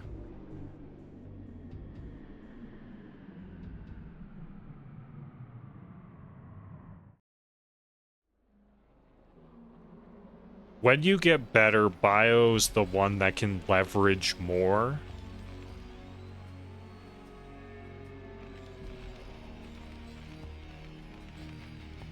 You know, top right, Disitak.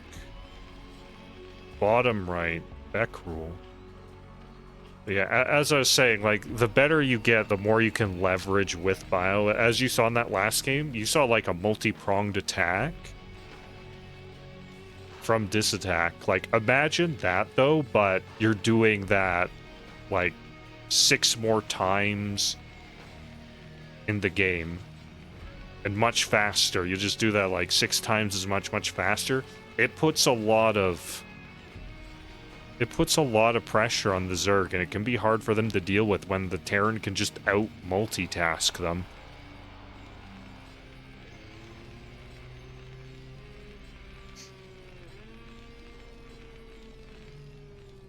Alternatively, you can switch to Protoss and put 2 gates in the center of the map in A move. That's true.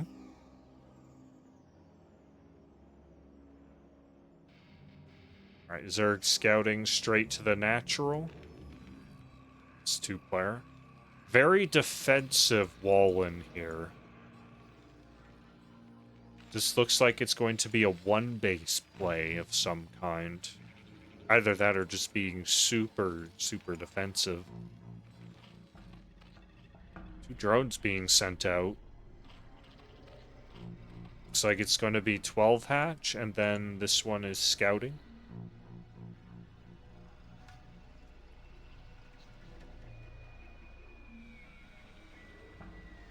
Let him go. And he will scout a wall. Gas being added.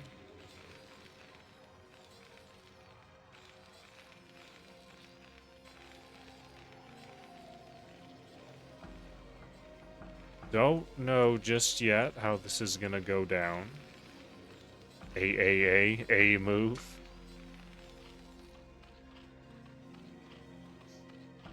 There's the spawning pool extractor. The build order is good.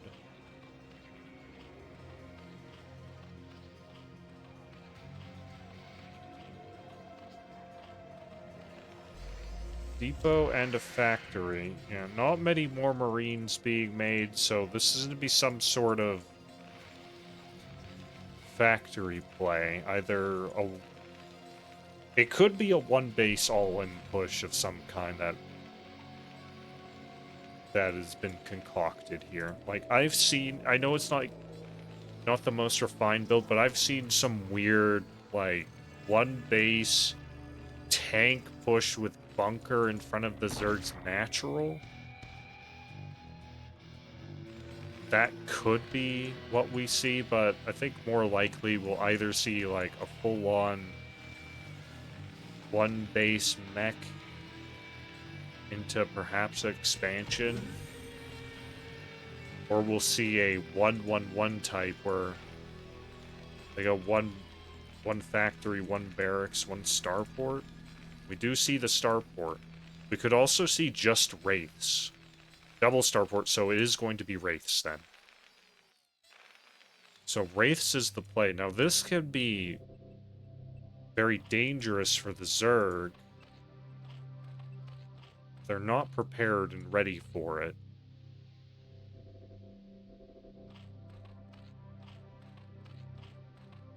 Like, if the wraiths can snowball... Okay, Spire's down. If the wraiths can snowball, Zerg will fall apart, because wraiths can do the same thing that Corsairs can do to overlords. Just pick them all off, and there's 2 Sunkens in front being extra defensive, but these are not going to help you against the wraiths that we know that are coming, but he doesn't know that. Yeah, Wraith production. No control tower for Cloak. So just going to be raw Wraiths.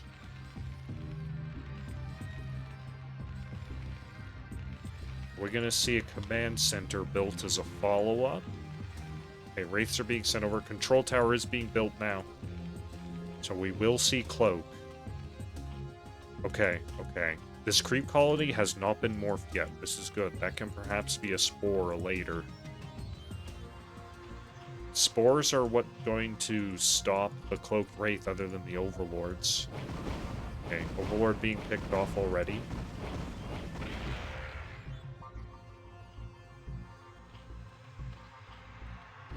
Okay, Scourge are being made as the choice to get rid of the Wraiths. So from the Terran, I would like to see them retreat when the Wraiths come out, or not the Wraiths, the Scourge. Get enough of the Wraiths that you can micro against the Scourge and kill them. Okay, running away, that's good. Just need to get all your Wraiths together, that's what we need. Well, probably microing these poor Wraiths so they don't get killed by the Scourge. This one's just gonna just chill for now. He's helping.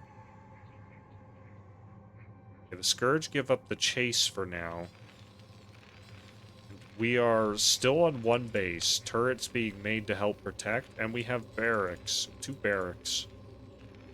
And a supply block. It looks like the poor Wraith... Yeah, okay, they regathered up down here. A little bit of miss micro there, but it still pays off. Zerg has enough gas to sustain Scourge for a little while yet, and that creep colony being morphed into a spore is really coming in good, like I said. Hydras are going to get added too. So looks like this Wraith play has been shut down for now, but they could sneak in. It is a very tactical unit. Okay, recloaking, but the spore is done here. Second one going to be added too. I do believe the bottom of the mineral line is exposed, but opting to just shoot the Hydra Den. I don't think it dies before the spore finishes. So perhaps not the best choice in targets.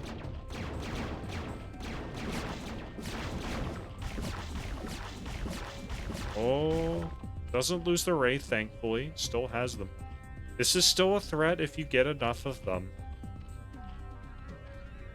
Has not found the Overlord out on the map, and Burrow is in play, so this Zergling could burrow and stop and expand.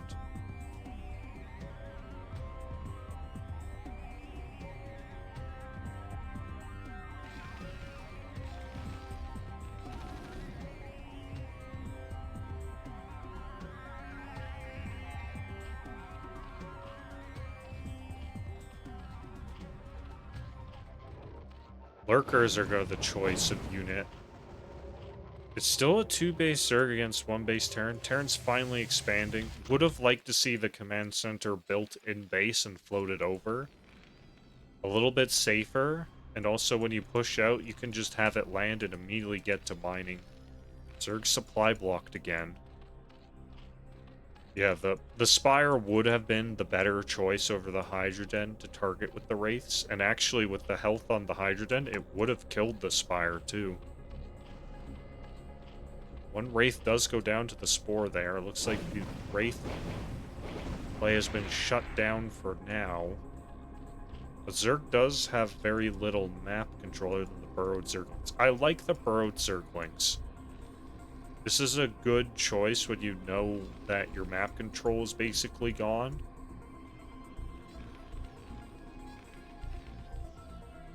So you can still get vision here and not lose them.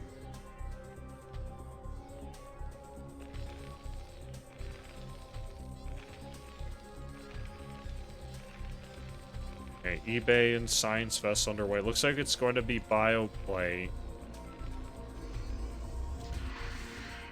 Still has the Wraith, so these could get more value. They perhaps didn't get what they wanted, but there's still potential for them, and they didn't do that terrible job. Forced a lot of, like, extra creep colonies, killed drones, killed a lot of overlords, forced more overlords being made, really taxed the Zerg. So, you know, they didn't do a bad job. But maybe we can get more out of them in the future. But still 6 Wraiths with Cloak. There's Scourge on the field. Oh, this is probably not the... Oh, does get the Overlord, so can push these Lurkers back. Opts to not shoot them. Okay, shoots them now. Overlord speed's done, so can find those Wraiths reasonably well. It's not very much bio. +1 is at least finished, with +1 armor on the way.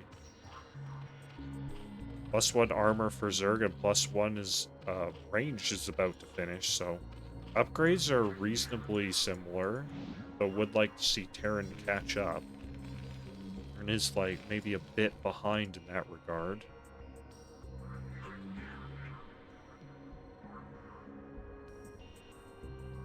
Oh no, these Wraiths are gonna get caught out here and almost all of them die.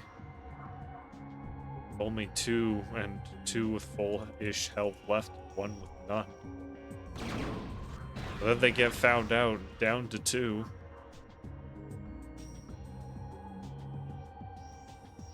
Marines are not together. So it looks like the lurkers are going to be the bane of the Terran existence again. Zerg's expanding. Zerg does have 4 hatchery production. 5 on the way. We might see Ultralisk again.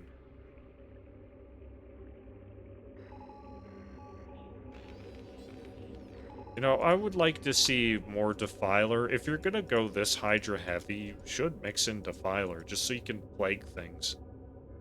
Okay, double expanding. It's good.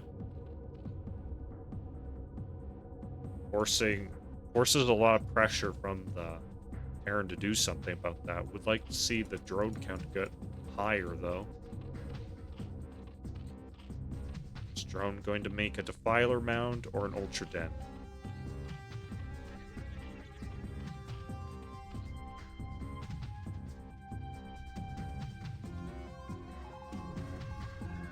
Defiler mound is the choice, okay. I like it. Plague is a very good ability. Probably don't want to fight this right now, even uphill. You need your lurkers.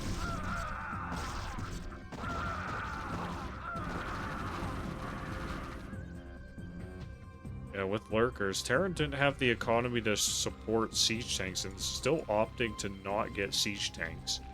So just vessels are to deal with the lurkers. Not sure if a radiate is done or not started here.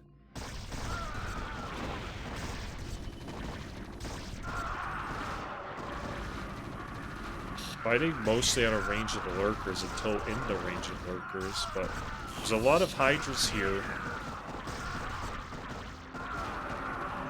Okay, not the greatest exchanges, but I think that's enough marines to finish off the rest of these hydras, and the hydras do retreat.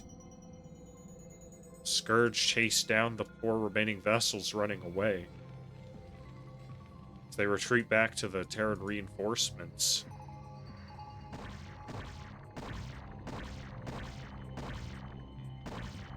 This guy being a pest here, he's like, I'm just gonna do some chip damage to these vessels to get them easier to kill later.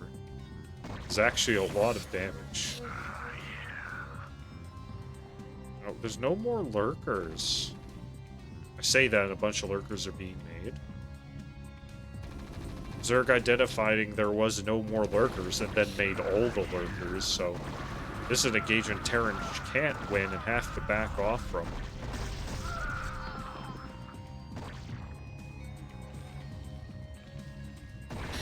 Radiate's finally finished. That's still way too many lurkers and not enough Terran.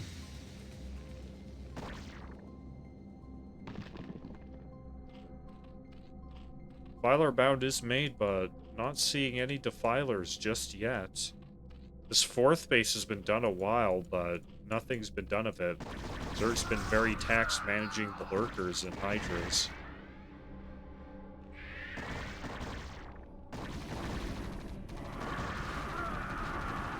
Not the most cost-effective exchange there. Again, they're under a lot of pressure here, maintaining all of this. 2 lurkers here are defending this 3rd base, so that's not going to get assailed anytime soon, especially when Terran's on the back foot here.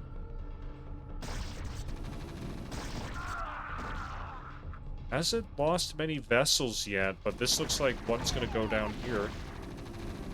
Good pick off.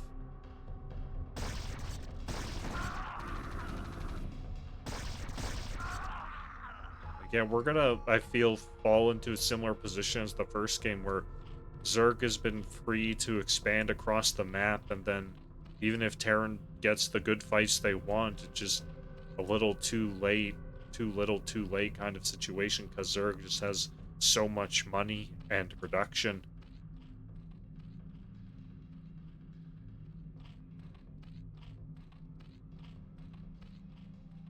Still on 2-2. Doesn't look like he's upgrading anything. Terran's on 2-1 with upgrades going to 3-2. Defiler is there, is finished, and gets irradiated for its trouble. Dark Swarm and Lurkers ain't gonna let that get breached. This Defiler has no energy for Dark Swarm or Plague. So these poor Lurkers all get picked off. That was not the engagement he wanted.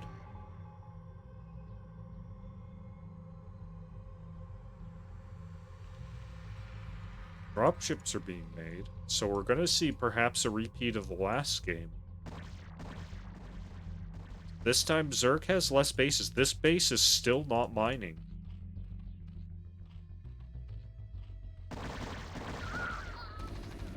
And another Defiler, at least has energy for a Dark Swarm this time. You have to be careful with this kind of composition. You can't screw yourself over with Dark Swarm if you only have Hydras, since it's all ranged attacks that get blocked, including your own.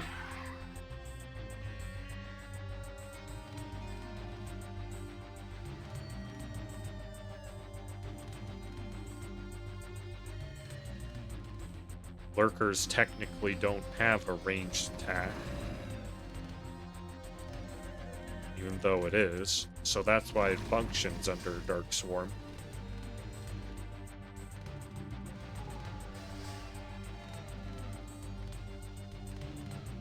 Two groups of units over here. This one actually could do a lot of damage. Or a multi-pronged attack here. Two Lurkers need to get irradiated. Now they're opting to go elsewhere. Perhaps to this 4th and 5th base. You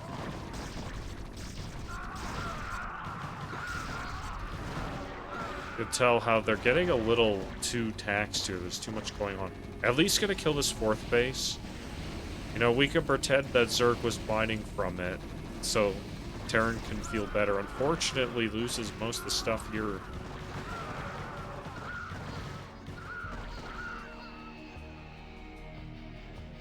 Drops are finally loaded up, but where are they gonna go? Only really the main is a ideal place, but there are Defilers ready with Lurkers at home.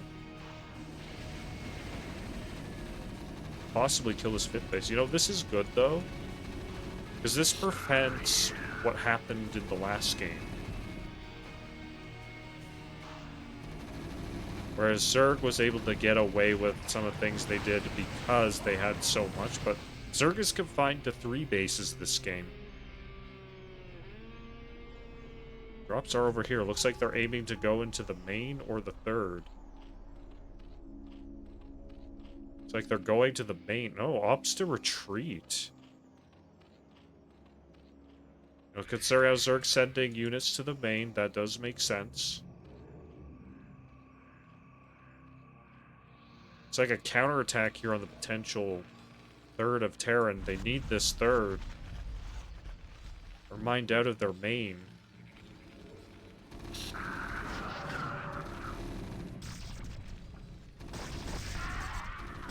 Oh, kind of walking into the Lurkers here a little bit.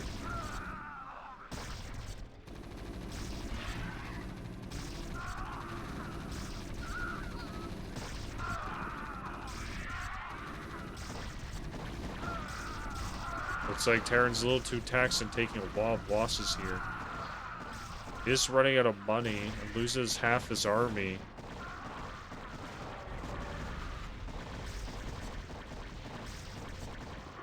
Oh, and now Zerg gets the natural with Defiler, and if you get to the Terran's natural with Defiler, it gets to be a very bad spot. GG's finally called.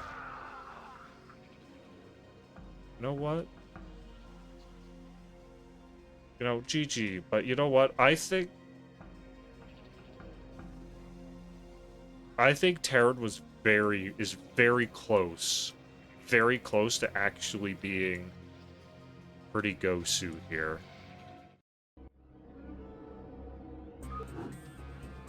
There was a lot of good moves being made, just the mechanical demands of Bio was what was holding the Terran back there.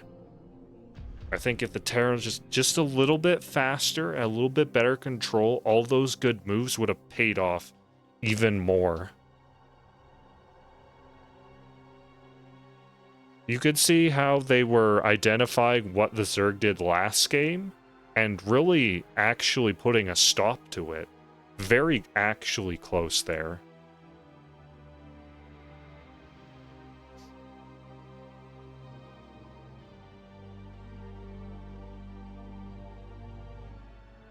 So, I look forward to seeing what the coaches can get out of that player in the future, because I think there's a lot of smart plays over there. Good on the Zerg as well to utilize the strengths to tax their opponent.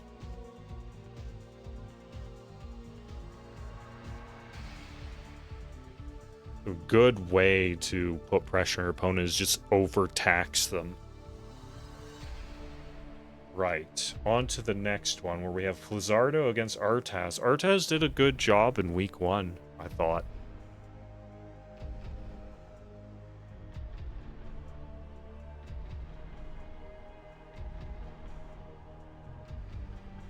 Since we do have Shift Clique here again, we did look at them last week.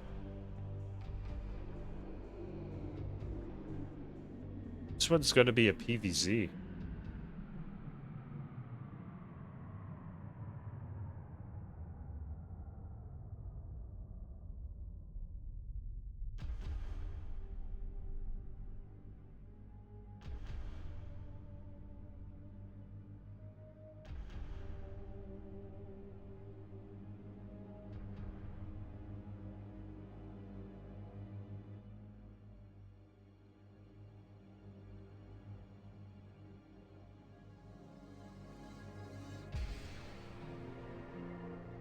I wanted to see more Eclipse. Don't do this to me, guys. I need to see Eclipse.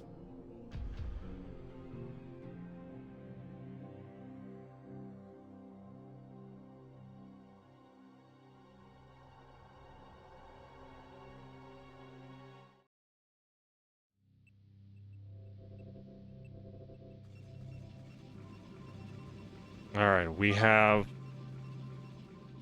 the 11-ish, 10 o'clock top position. We have Arttaaz, and then on the 7 bottom position, we have Flizzardo. Alright, I haven't seen a PvZ in a little bit.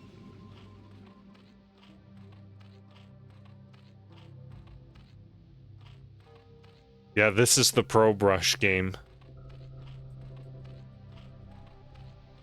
I'm wondering if, like, any coach is teaching some degenerate strategy like that, just the most degenerate rush to get those dirty wins. It's like, nah, I don't want you to learn StarCraft. I want you to win.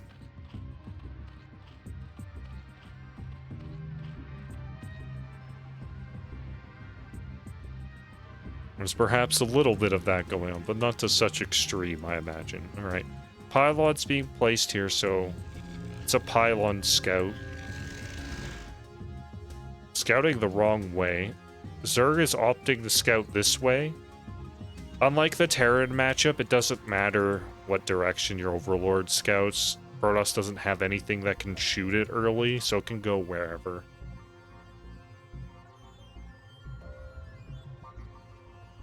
Just so happens to be going the right way this time. We have a Forge expand. Haven't seen a Gateway expand in CPL just yet.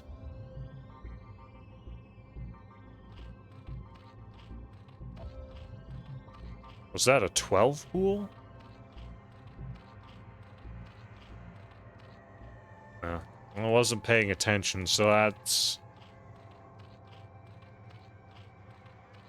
potentially over pool or 12 pool. I wasn't, yeah. Doesn't really matter. This isn't a pro game, so the sharp timings of such things isn't a big deal. Alright, Forge, Pylon Forge, Nexus. Should be putting that cannon down next upon seeing the spawning pool. Alright, you know 6 Zerglings? Are we gonna see a second cannon? We're gonna see the gateway? Should be gate. A second cannon, okay. Very concerned.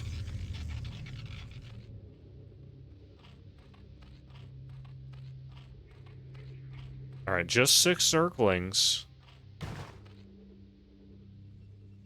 You know, 2 cannon defense against Zerglings just fine, but if you do wall properly with your gateway, 1 cannon will do the job.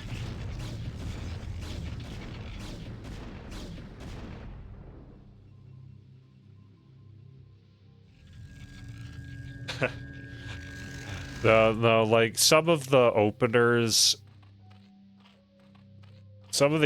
unless you get to higher levels, they don't affect things too much. Okay, opting to take his 3rd hatch here. I personally prefer to take my 3rd Zerg bases at geyser locations. It affords you to have much more gas. That's my preference. Mineral base is fine. Especially, like, depending what you're going for. Like, this could just be the old 973 strategy where you send Hydras early. We're seeing a lair, so that's probably not the case, but... You know, you could just take a mineral base, do 973, and it makes no difference. A rank, I'm B rank with Zerg. Though I was better with Protoss in the past, but it is Protoss. I recently hit C rank with Terran. Recently, it was like 3 weeks ago. I haven't played much since, unfortunately. Well, a lot of that is a lack of playing, and I feel like if I'd play more, I'd get much higher.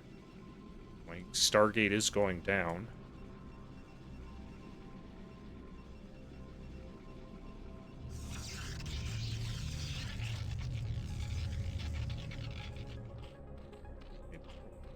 Drones being made. Well, this Zealot's a bit overextended when you have cannons. I got 2 queued there. Okay, Spire's going down now. So we should see the... It's a bit late. I think. Just a bit late. A little late. It should be fine. The Corsairs could potentially get some annoying damage in. But yeah, tier 1 ranges from very high D to low B.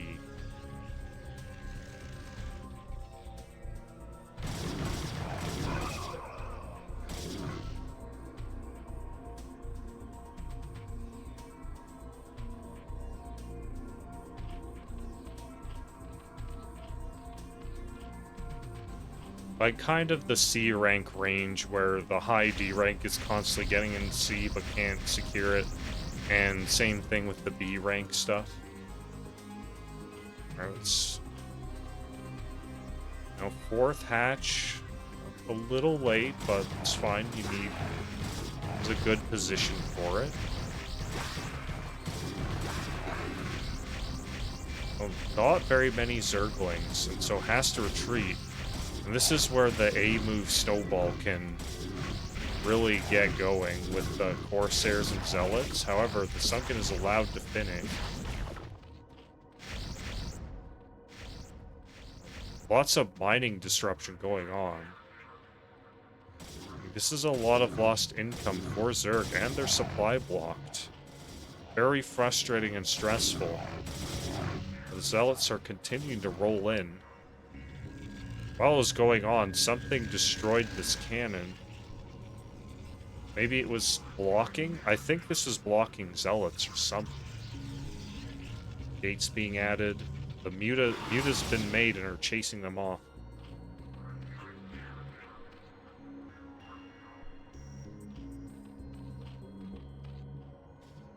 Not sure if this was supposed to be direct into Muta play, or the Hydra Den was a little late. At any rate, 3 Mutas have been made. Ideally, we'll get 2 more. No, looks like not the case.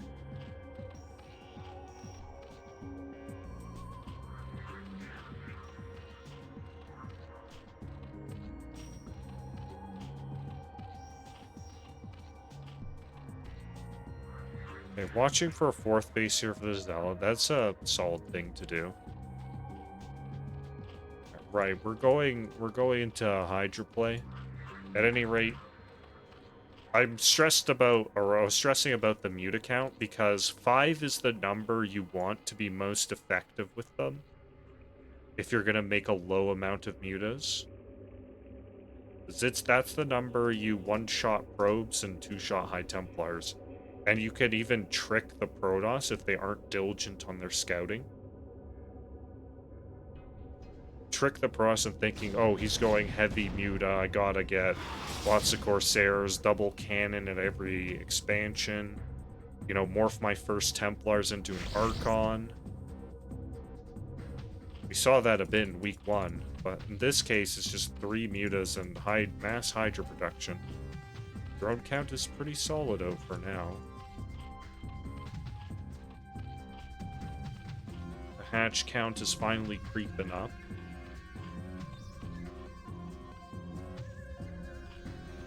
Fifth, would like to see a 6th hatch go down somewhere, and this is kind of why I don't like this position.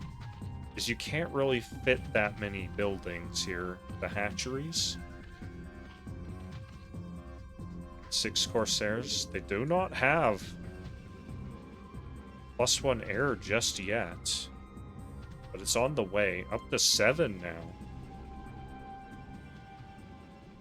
See, this is kind of what I mean. 7's kind of on the precipice of a little too many Corsairs. Alright, production has been stopped, however, so balancing on a knife's edge here with that. Now go again, seeing what it can get done. Killing these idle Mutas, that's fine.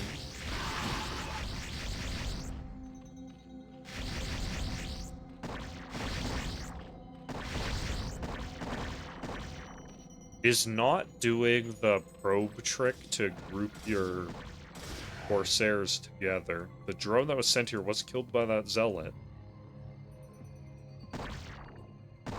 Alright, you can group the Corsairs together like the Mutalists do with an Overlord. You just do it of the probe trapped behind pylons. Or some other location, and it makes them bunch up together and, you know, function a bit more smoothly. Mutas, or not the Mutas, the Hydras have moved out, however. 3rd base being taken. Well, this guy's a bit exposed. Looks like these guys see it. However, still gets it. What's high ground apparently doesn't exist to those Hydras.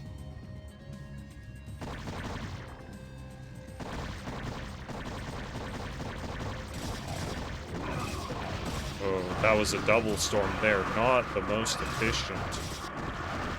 But the Zealots and Dark Temple are going to work on the remaining Hydras, so even with that little bit of a mistake, it gets cleaned up. Lots of cannons, 3rd base is underway. Zerg's a bit behind here. They didn't really get the damage they wanted here.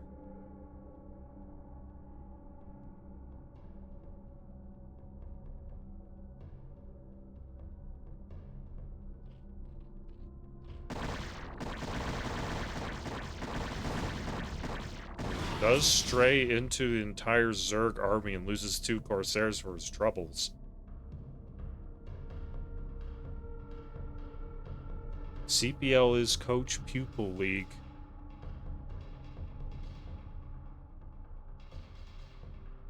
It's a large range of different skill levels of players on teams fighting out to get better.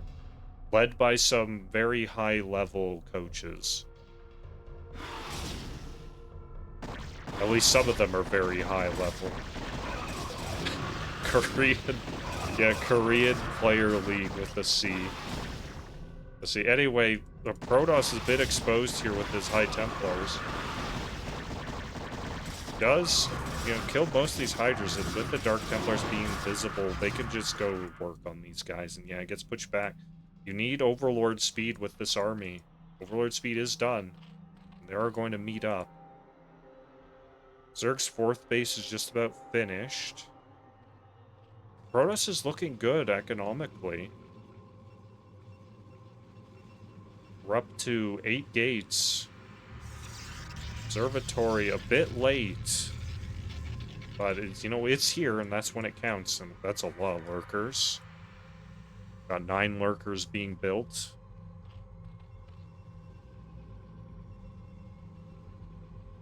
Let's see, where's the forge?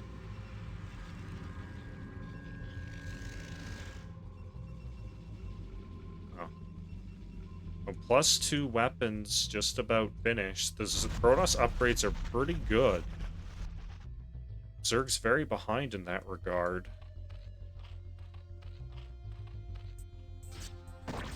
2-1 is on the way for +1 attack and +1 range and +1 armor. So not super far behind. And with no observer out, it's actually becoming a problem. Good storm though, all those Hydras go by, except for this singular guy. Oh, and looks like that Muta got the probe that wanted a 4th base. Muta at least getting its value. There's not much here. The moment this observer gets out, these Dragoons and a storm will just get rid of all of this. Very important not to just throw your zealots into this haphazardly. You know what, that's not like maybe the most okay, that's a little haphazard. Some miscontrol. Oh dear. That's some miscontrol there that definitely cost the Protoss. Could have just cleaned that out cleanly, but you know, some mechanical difficulties occurred.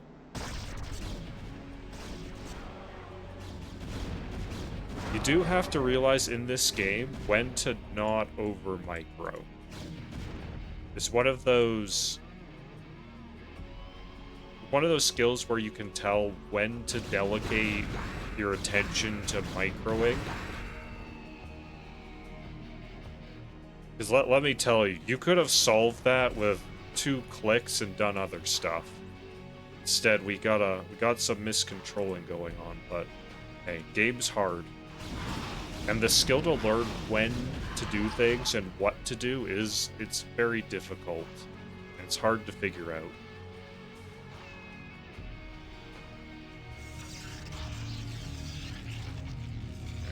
Zerg's going up to their 5th base over here.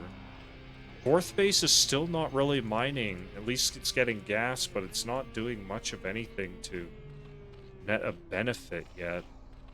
Protoss is very rich money-wise.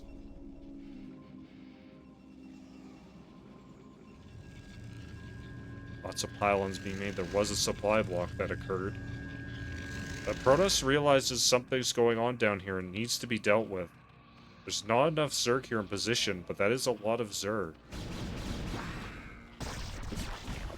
Now this happens a lot in this matchup where Zerg's out of position because they have a lot of stuff to manage, and Protoss just walks in, kills your base, and leaves. Does lose the Observer to the Spore. Only 1 left. So this base goes down for free, losing all those drones. Opting to counterattack here. There is not much here. However, there is 2 High Templar. This can do a lot. And a Dark Templar. Just don't lose your Dark Templar to your own Storm and... okay.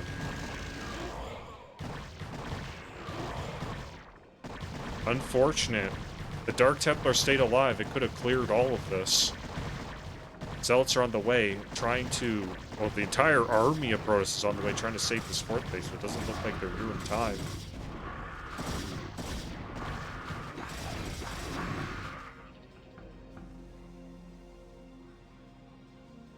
You know, all of a sudden, losing that base of the drones isn't so bad for Zerg anymore, but still is a bit behind. Upgrades are good for Zerg. He's keeping up with everything. Protoss should be on 2-2 soon. Going for armor for 3-1. Unless there's a second forge. No second forge was made, so it's just going to be 3-1.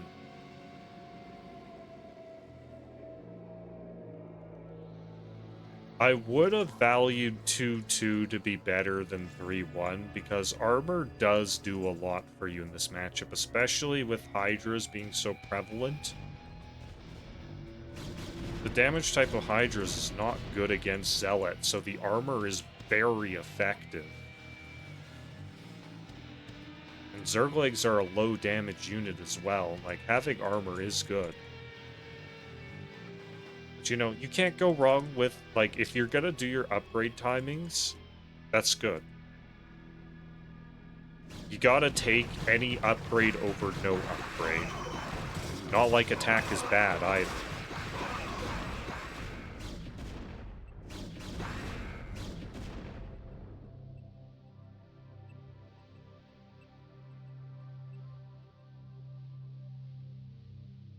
You know, fretting over optimizations like that is not what you should be doing if you're trying to play the game. But they do add up. Anyway, we have... Like, Protoss has been maxed a lot of this time, doing an excellent job denying space again. Zerg seems very taxed with the amount of stuff they have. Like, there's a lot of stuff just sitting here, being sent out in waves. And this is all Protoss has to do, is keep denying the 4th and 5th bases of Zerg, and they can't really do much. Opting to take this base now, probably going to leave a lot of lurkers here to defend. Zerg definitely needs to get this up. However, Protoss, sensing that there might be weakness here, is probing in to see what they can get done.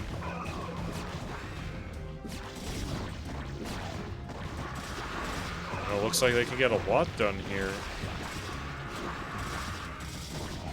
Zerg is very taxed with the amount of stuff, opting to send a counterattack instead of fighting. Well, taking the rest of the units and fighting, hopefully these guys don't get stormed. That's a lot of storms. Still maybe 5 storms left in this army, and there's no more Zerg. Bro's taking a 5th base while this is all going down. That's an important thing to do. You know, Zerg's down to 2 bases, looking like it's all over for the Zerg here. Couldn't quite keep up. But a valiant display. This was pretty good. Counterattack did get in here, stop the cannons, however, there's not much of it left. You know, at this point, killing these probes just frees up supply to make more units.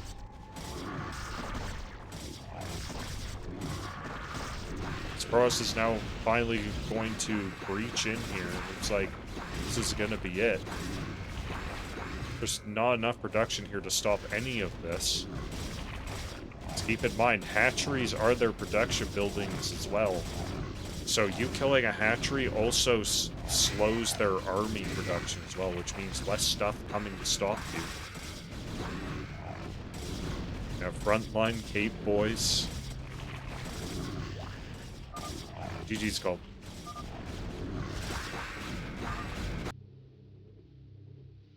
Alright. Pretty solid display there. We're doing a good job. You know, you could see a couple blunders here and there, but hey, none of us are perfect. The theory that they were doing was good. Their timings were good, their builds were good. It's one of those execution matters, and this game really does get you in the execution department. Only thing this game is doing is executing you. Alright. Butter for game 2.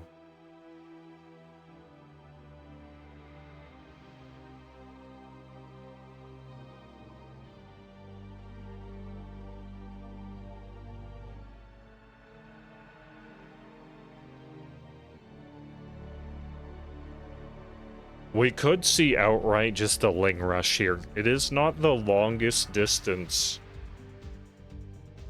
ever on this map, so could just rush them down. It's quite possible. So we may see something like that. So I could guess. But they could also just go standard play and do the same thing.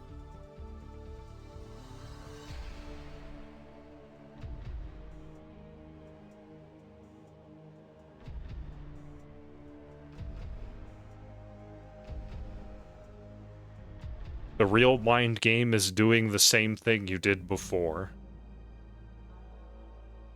Sometimes it just works out like that.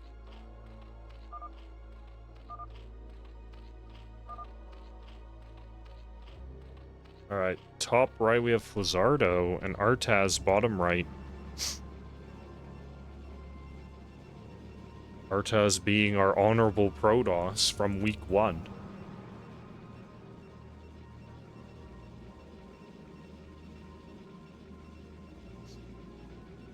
Yeah, call Flash and let me know for investment advice.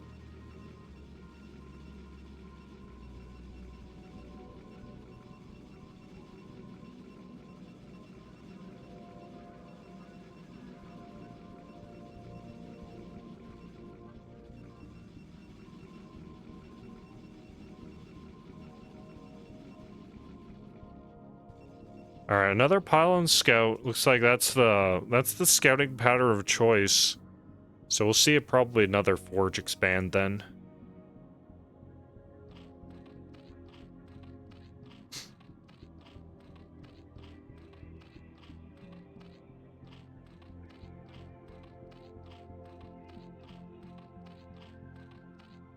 I want to see the gateway expand. We need to see the zealot men. Right, already here, but there's nothing to see just yet. Looks like it's overpool. Oh, actually, there's 12 pool.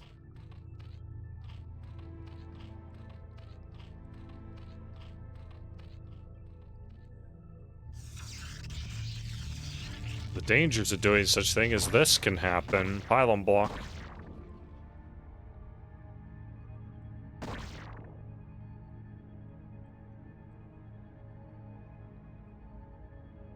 Now, just take your... This is where it can be a little bit jank, but just take your base here, it's fine.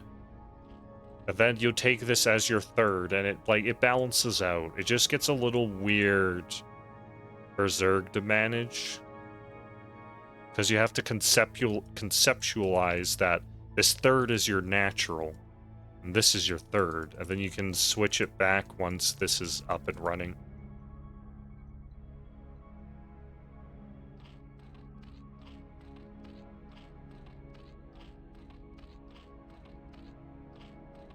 Alright, 6 slings made.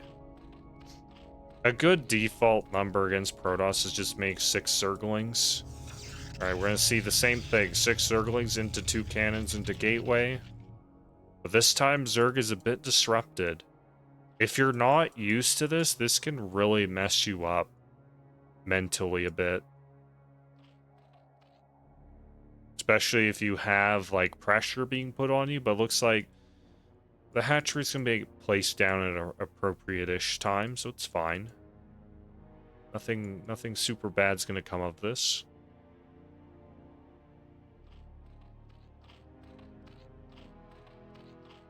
Good old lazy drone. I have a few myself. Yeah, sees the 2 cannons, nothing's happening. Even going for the triple probe block, it's a A little excessive, but I understand this is how a lot of Protosses do lose when they have exceptional advantages, is that they just let Zerglings walk into their main.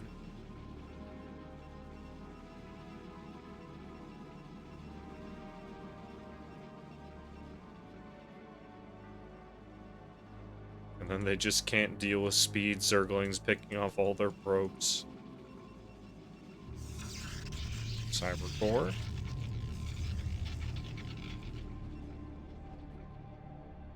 Six Zerglings just gonna hang out at home. It's like Zerg is supply blocked here. Just for a little bit, not a big deal. Unless it was for longer and I didn't notice.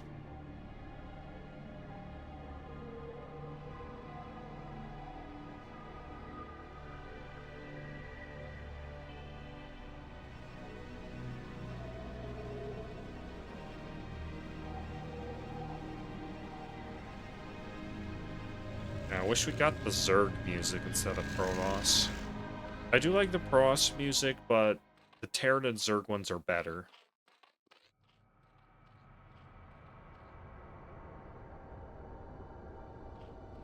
Alright, gonna get all this mining underway supply blocked again. Yeah, that's an ouch supply block right there. Yeah, Overlord being made, that's gonna hurt you.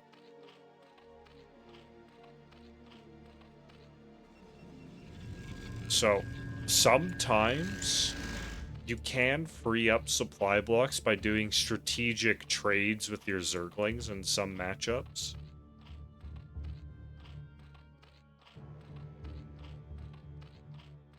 I think I see it most commonly in ZVT against Terran. You can just try and throw away your Zerglings to get, like, some trade on Marines or SCVs, even if it's inefficient. It clears up your supply, and you can continue on with making what you're going to do instead of being disrupted.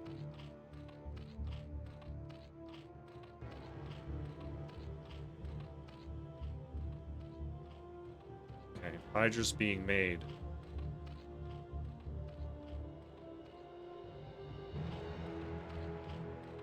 Going straight into Hydra. Made lair, but no lair tech relevant things just yet, unless Overlord speed?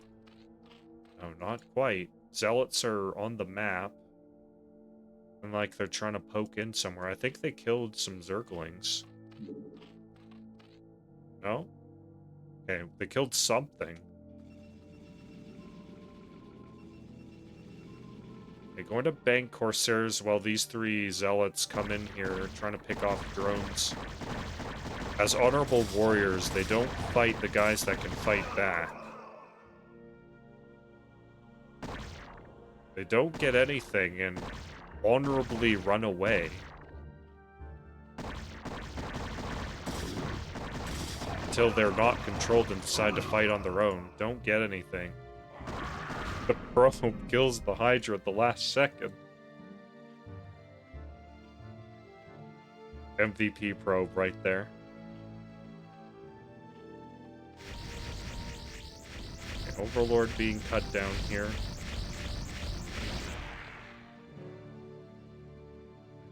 A general rule of thumb is when you're scouting with your Corsairs, you ignore the Overlord in front of your base. Because you can always come back and kill it later. As long as you have a good head on your shoulders to track the general direction where it went. Looks like Zerg's planning something aggressive here. This is kind of a pseudo 5-hatch Hydra. There are only 4 hatcheries.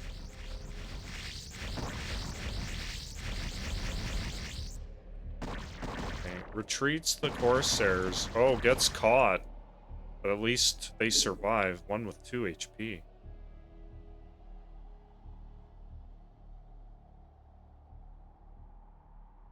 Zerg suffering from these supply blocks. I understand. It can be a bit rough.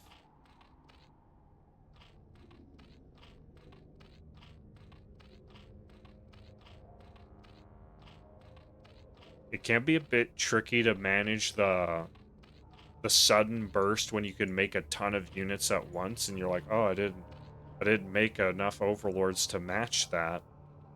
And be a bit disruptive. It takes a little bit to get used to. 5 cannons here and Storm. Storm's ready, basically, so this is not going to do much. +1's already finished with +1 armor on the way.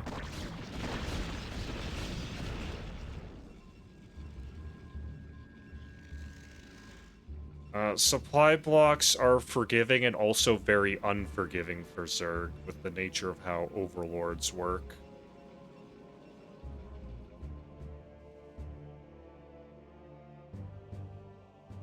You waste a lot of larvae when you don't make certain things at the right time. Like, there's a lot of it depends, but it is not so clear-cut, oh, they can make a bunch of overlords at once, therefore they don't have issues.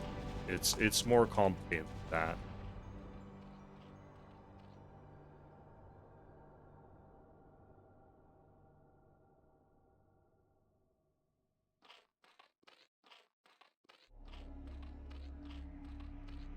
Like, the strength of the overlords is also their weakness.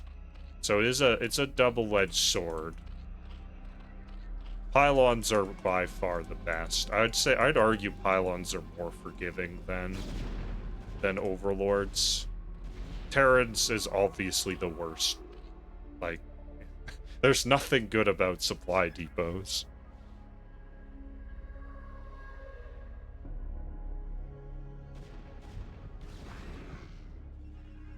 Anyway, Protoss is looking poised to push out here.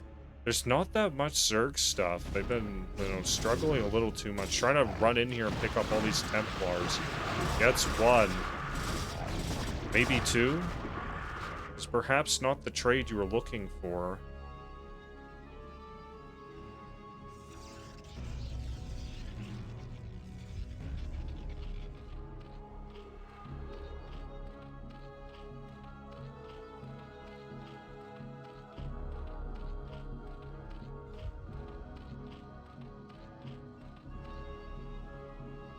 I think when picking off Templars, one thing you need to try and do is not be super telegraphed that you're going for it. Like when you have 2 armies looking at each other and suddenly 10, 12 Hydras start running up at you. It's like a Protoss knows what you're doing.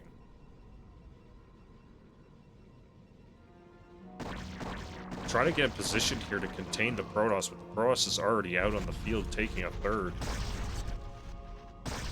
There's only 4 lurkers here. Now 6, but they're a little exposed. Those Templars fishing for a big storm in these Hydras. Instead decides to walk into the lurkers, but all the other Templars were doing work.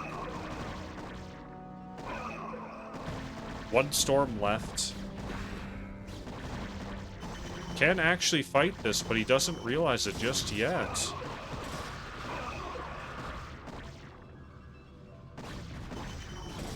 We as the observers know that there's not that much Zerg here. Protoss can be afraid of like potential reinforcements coming in to swarm you.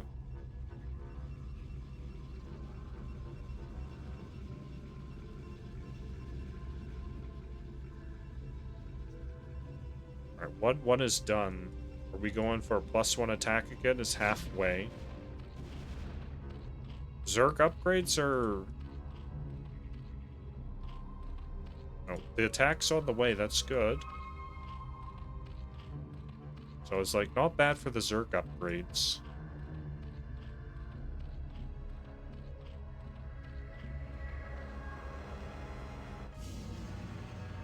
Now, Zerg does need to balance their economy here a little better.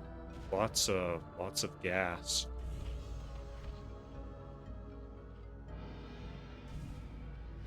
But if you have this much gas, that's like one of those situations where you should just make tons of lurkers.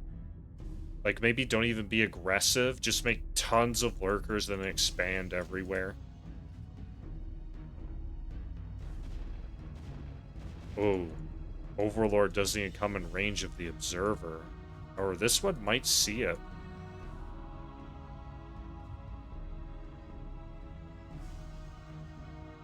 Yeah, that Overlord does see it. Frost is coming here to take out his 4th base. It's cancelled. There's not enough Zerg here.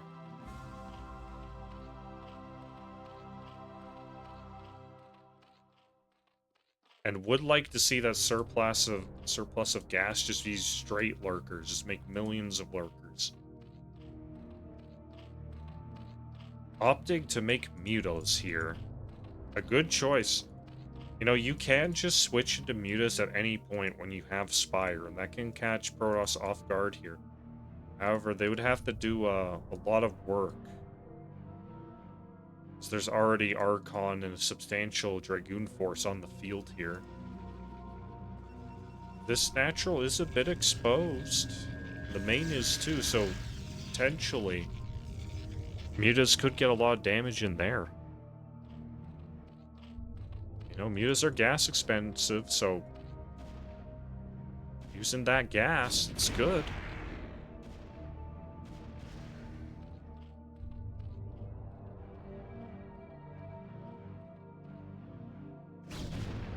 Going for the Templars, gets 1, eats an Archon shot, gets 2, gets Storm for the trouble.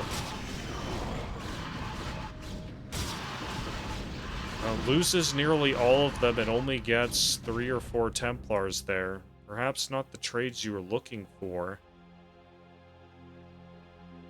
Still 3 Storms.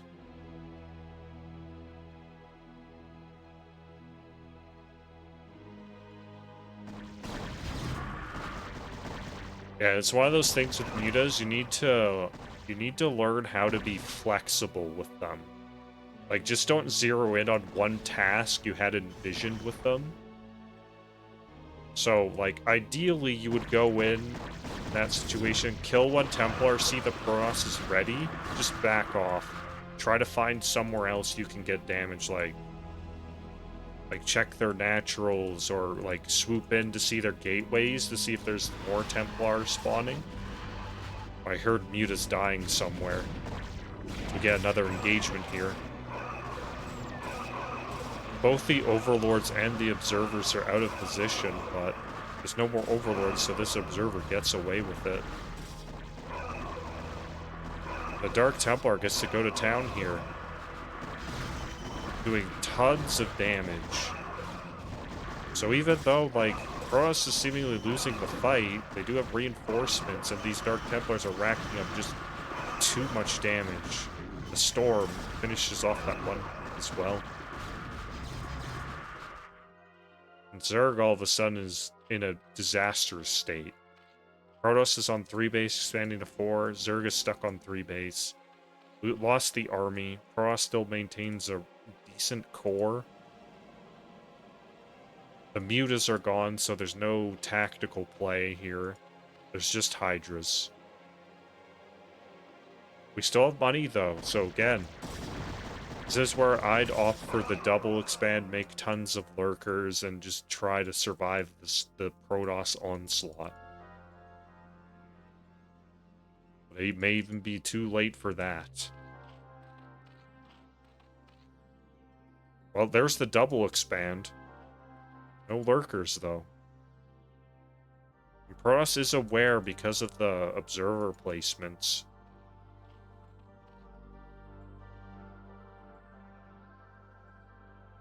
Getting 2 Templars for free, though. You know, it's the little things like that here and there that can get you back in these games.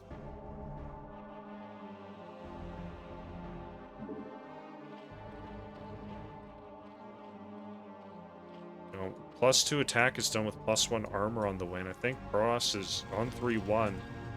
No armor just yet. On 11 gateways. 12. I'm not sure how active this one is. Yeah, This should be, unless Zerg can get these up and running, this should be game. Frost probably waiting for another round of units before pushing out. Yep. I'm gonna push out and stop those bases. So it all hinges on this.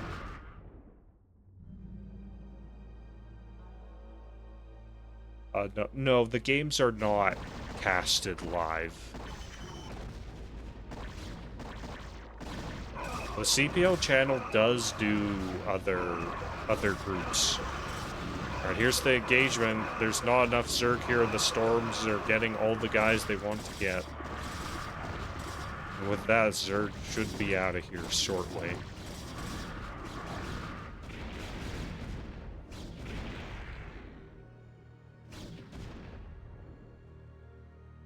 It's hard to avoid storms. If you don't have the speed, it's hard to avoid storms, and even then, you can still lose a ton of stuff.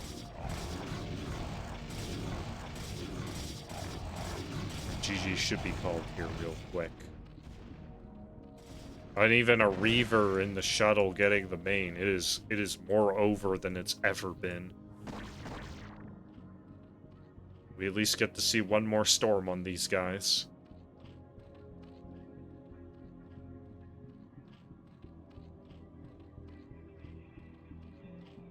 I need to see it. Where's the storm?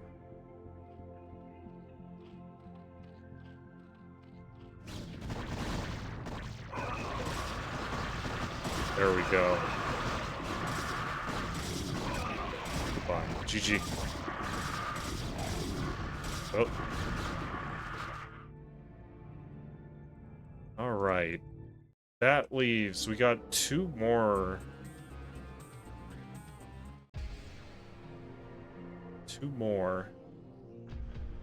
We got AgGe and Nesh, and then Hexe and launch. Or Hex. Just Hex.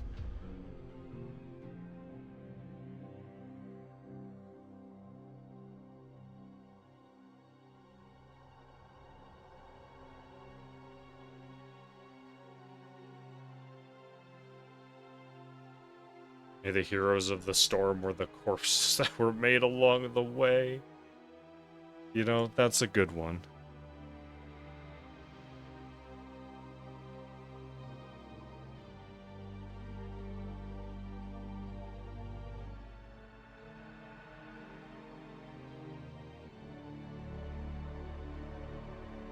No, I will not buy your Yu-Gi-Oh cards.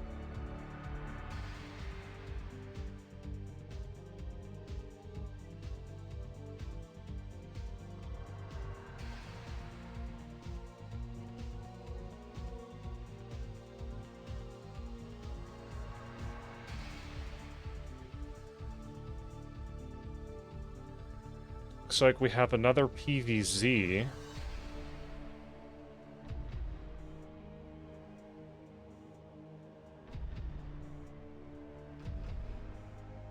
Not as much Eclipse as I would like, but, you know, we'll get more Eclipse in the future. They do rotate the maps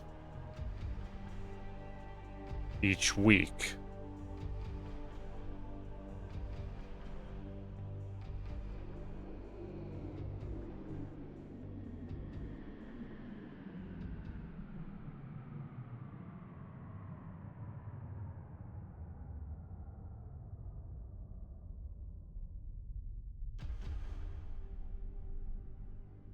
Buy your mixtape? No, I don't think so. I don't think I will. Alright, back to Dominator. We got AgGe, iRk, the top, 11 o'clock. Now bottom we have Barcode, also known as Nesh.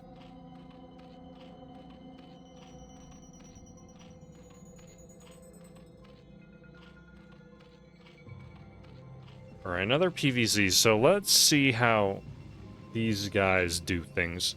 I think it could be quite insightful seeing what other people do, rather than just fighting the ladder boogeymen and whatever nonsense they can come up with. seeing from like a perspective like this could give a lot of insight. And so far we got another pylon scouter. Going the wrong way, as is this overlord. So the probe should spot the overlord before... Actually, no, the probe's actually quite fast. But yeah, the probe will eventually might see the overlord. You know, sees nothing here and opts to not check the main. Okay, changing his mind. It'll be a little bit of a ballsy play, not checking the main. Alright, sees that there's no creep. Minerals aren't mined, knows that there's nobody here. And we'll get the confirmation upon seeing the overlord. Potentially. Does see it. But regardless, knows that there's only one possible place Zerg could be. Meanwhile, Zerg did get a spotting pool before hatchery.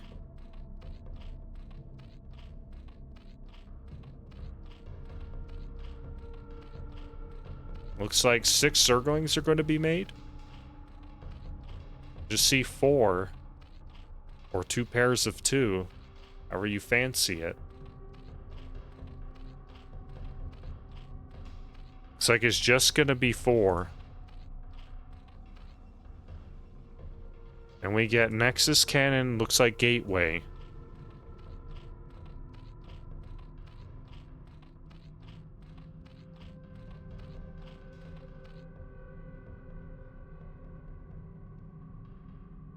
A drone scout's coming back. We did miss that, but all it got was a cannon shot for its trouble. By cannon shot, I mean the probe bullying it or something. Since the cannon was not finished. The cannon's finished just in time for these Zerglings to get shot and pushed back.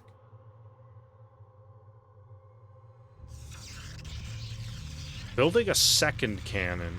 So very scared of the potential of lots of Zerglings just rushing in. Understandable, that does happen.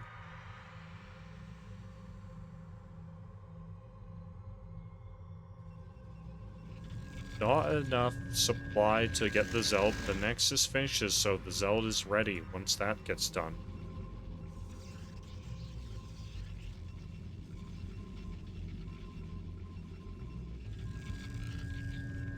The third base is going up here, so this is towards the Protoss, so we may see something aggressive.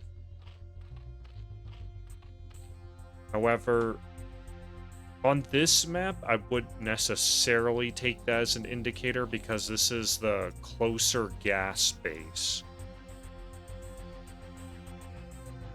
And gas bases, I think, are preferable for third base locations over mineral only. And a lot of Zergs agree with that thinking. So this might not mean anything, however, it could.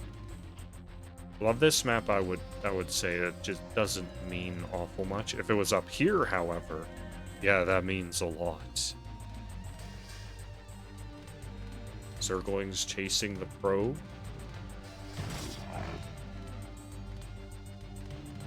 If you're sleepy, have yourselves a good night.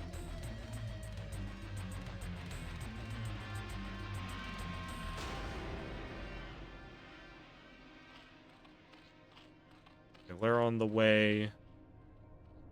Nothing super crazy just yet, however, the Zealots pushed out and did force a couple, yeah, forced some Zerglings and pulled back. So that's good pulling back there. Would have definitely lost those Zealots without getting much done. It's a probe here just skulking about trying to find things. A Zergling found it, however. Zealots are coming back now that there's 4 in number. Find some Zerglings. Zerglings do not have speed yet.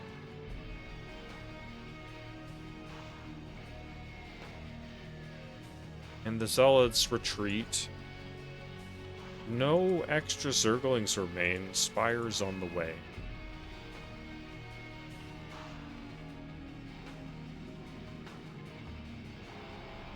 Update for lots of cannons at the main here. Very fearful of Mutalisks.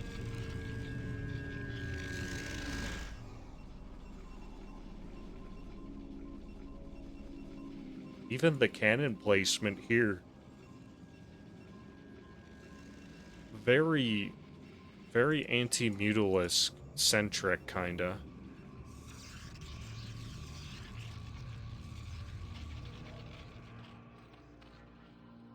But see, the Spire like this isn't really an indication of any mass Mutaplay.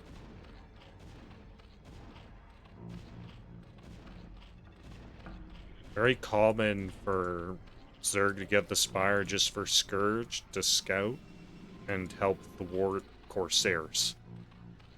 And they might never ever make Mutalisks ever. Just make Hydraman. A Sunken. I'm not a big fan of the Sim City.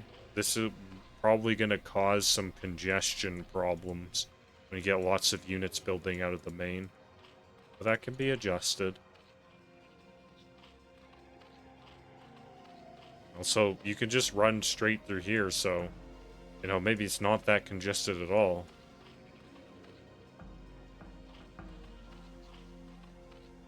So you know what? Maybe not so bad. However, if ever making anything a bit bigger, this might cause trouble.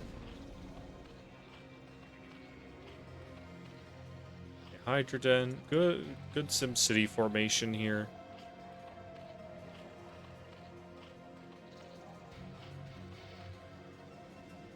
Not much happening though, just kind of passive play as they work themselves up. Scourge get picked off. They did scout a bit.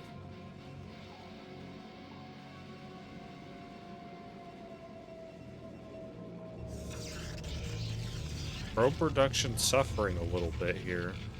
You need to keep that up.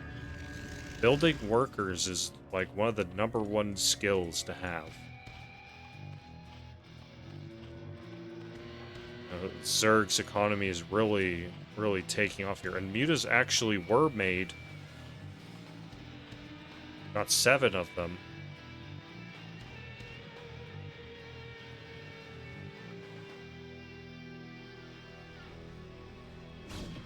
Would have liked to see that at 9 or 10.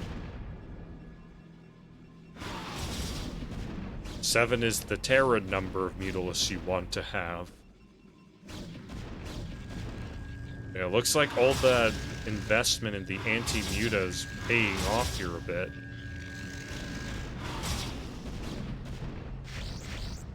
There's not that many Corsairs. One out on the map running for its life from a Scourge. No more mutas look like they're being made. They find a random pylon to shoot. It will unpower these gateways that aren't even producing anyway. So not the biggest loss. But we won't tell the Zerg that. We feel good about denying production there.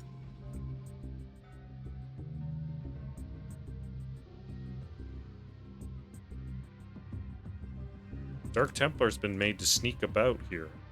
Can actually disrupt Zerg getting 4th bases down quite a bit.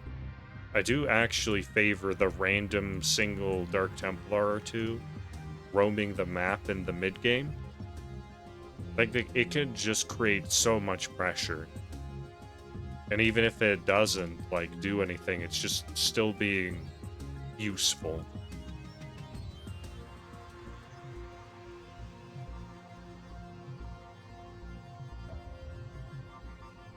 It looks like an Archon was made. Corsair production isn't... Okay, it's back. Saw lots of Corsairs being queued up. Oh, okay, we're back online finally for these gateways. We're up to 8. Well, soon to be.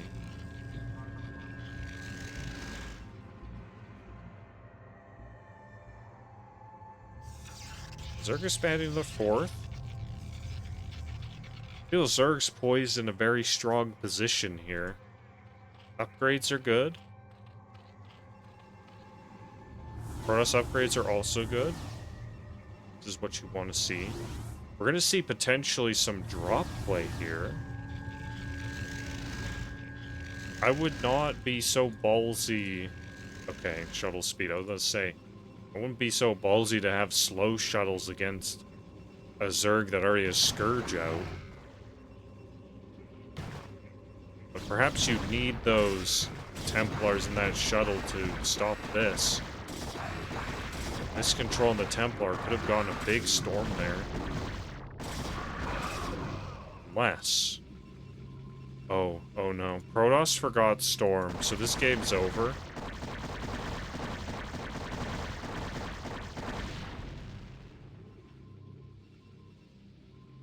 This is like the free win for Zerg. It's like, oh, Protoss forgot the one thing that they need to do. Oops. Alright, that must be super frustrating. It happens, though. Anyway, drops are out, but there's no storm, so this is not threatening in the slightest. These Hydras just, you know, bully their way in.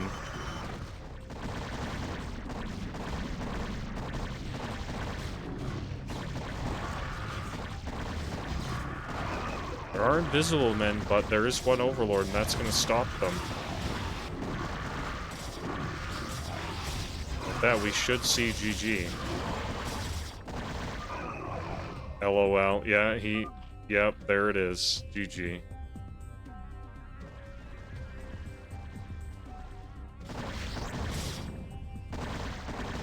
It feels bad. If there ever was. Anyway, game 2.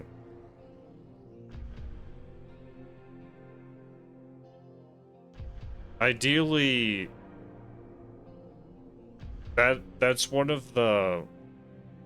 Ideally that doesn't happen, but that's one of those things that can really put you on tilt in a series.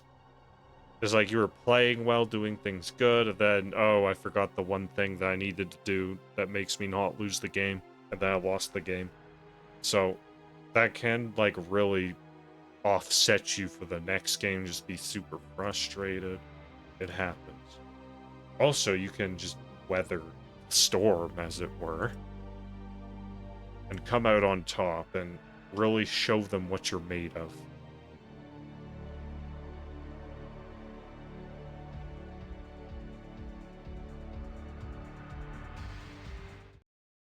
Back to butter.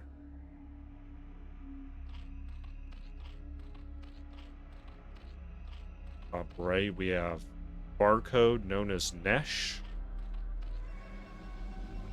We have AgGe.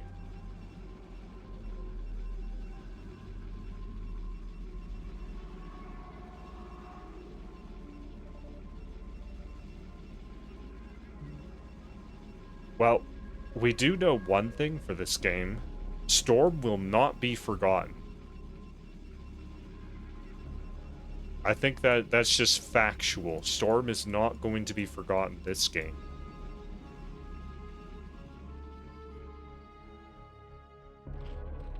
Now, what's Zerg's opener gonna be?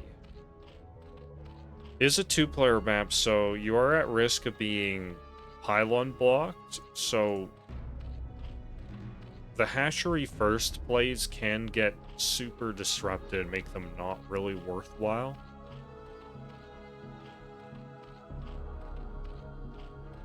Like, especially if Protoss goes gateway and they pylon block you and you just get zealots sent at you, it could really snowball out of control. It looks like it's going to be a 9 pool or over pool or something. I wasn't paying attention. Something of that ilk. So we're not going to have to worry about the hatchery block being a super big deal, because you'll have Zerglings out to stop if it does happen.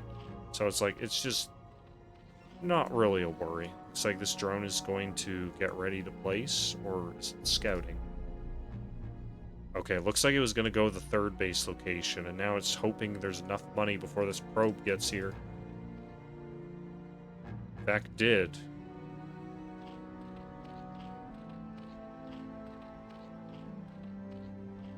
Zerglings on the way. Going for the Nexus again, it looks like. Actually, cannon. That's the better play if those Zerglings went straight across the map. Oh dear.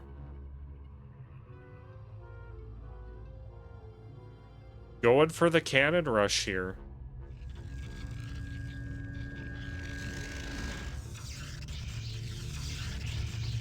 You know, if you can get away with this, even if Zerg has a spawning pool out already, it's very strong. However, it all depends. Do the Zerglings see it? No.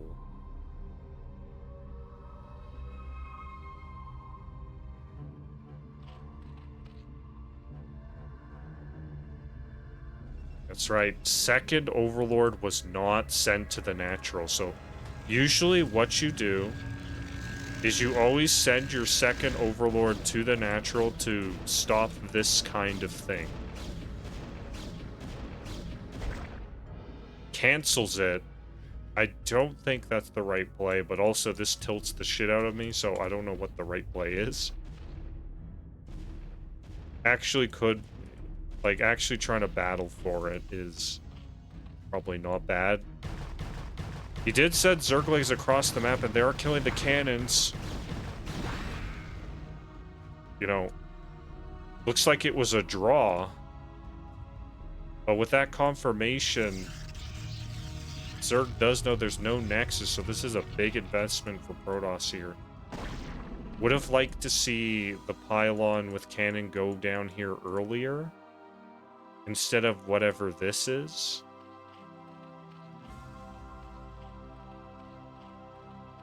It gets scouted because it was made in range of the creep by the look of it. Oops.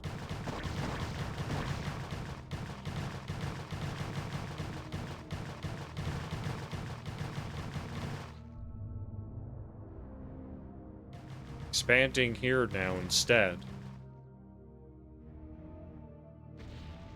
But you know what? Like, just canceling this, I don't mind. It certainly would make you feel better knowing that you're not losing stuff and you just remake it elsewhere. Especially when you kill this.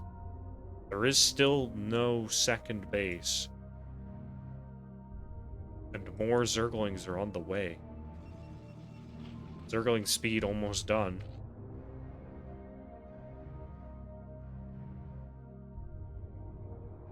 Finally, Nexus goes down, but there's a lot of guys incoming. There's only one cannon.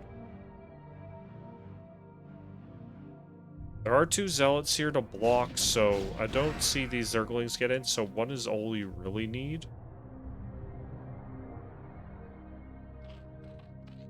Hydra's den's coming down, so this is what a good follow-up is when getting cannon rush. You just do some sort of 3 hatchery Hydra play.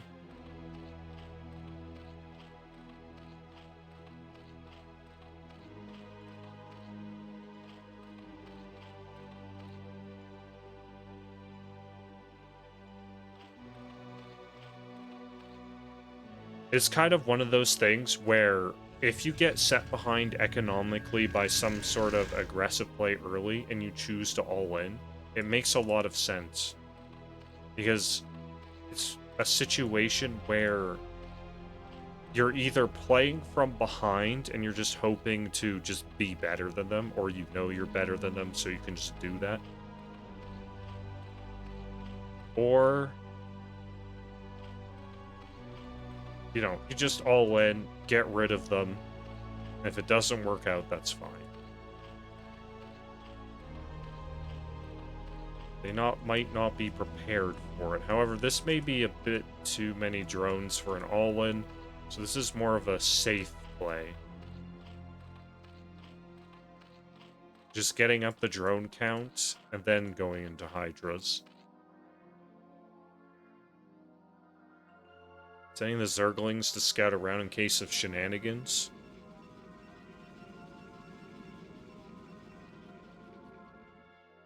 Or proxy or sneaky bases, whatever. We do know there are none on the map.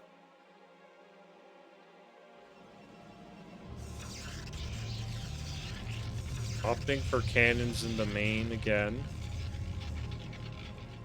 Late gateway. But there is no lair tech. It is just hatch tech making hydras. I think too many, yeah, another hatchery is being made now. A few too many drones were made here. This looks like it was supposed to be a hydra bust of some kind.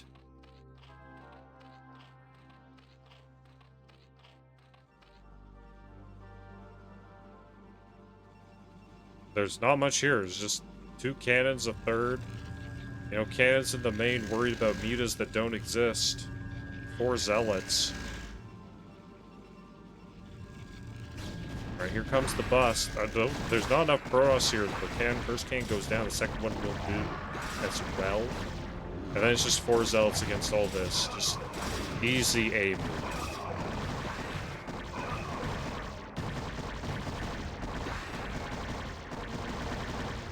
Playing it safe, clearing out the wall. This is a mistake a lot of Zergs do where they sense blood in the water and go for the kill, but they get too caught up on the buildings. So good on that to clear that out. AG's called. Cannon rusher down. But I appreciate the mix-up.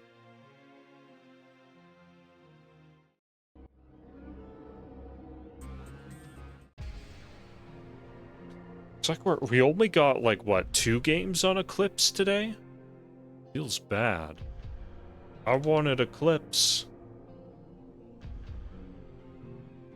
Okay, we have one more match.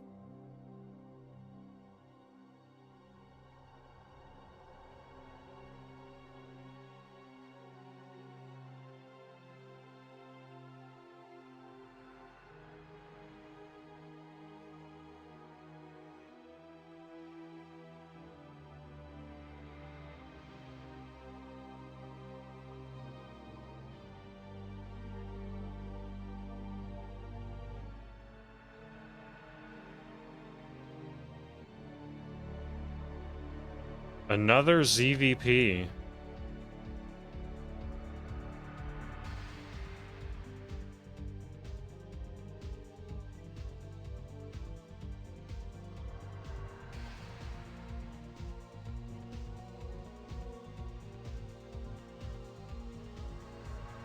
I actually would like to see more Terran games, but this is fine. I'll search for them in the future, perhaps.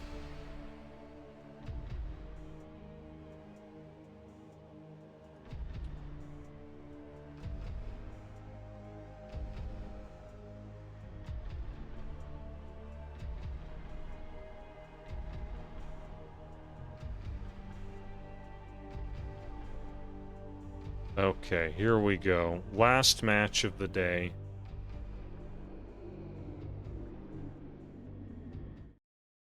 Back to Dominator we go.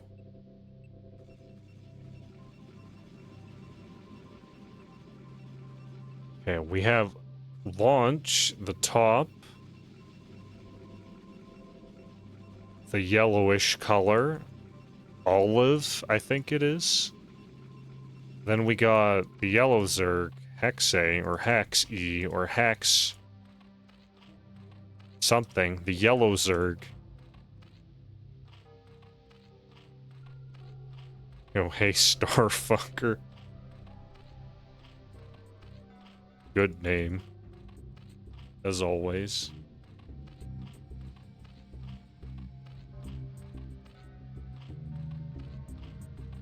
Okay, are we gonna see another Pylon Scout is the question. Yes. We love ourselves Pylon Scout into Forge. Who's teach them the Pylon Scout?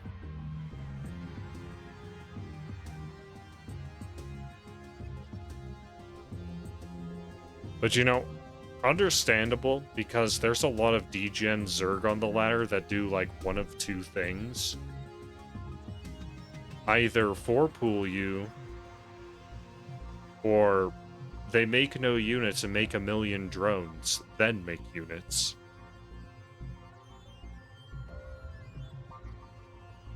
Very treacherous. It's like the two extremes.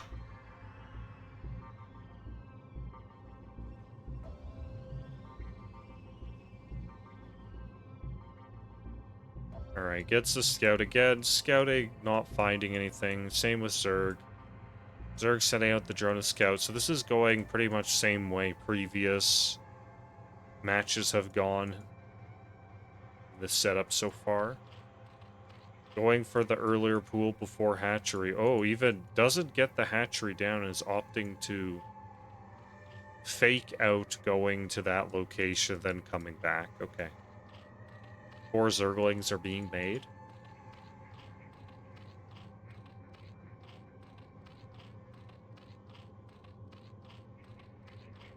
Still opting for 4. Cannon's already done, so they do nothing.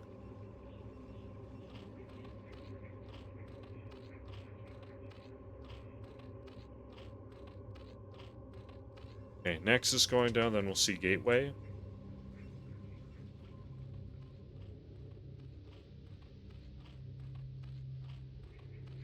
And all the action. However, this...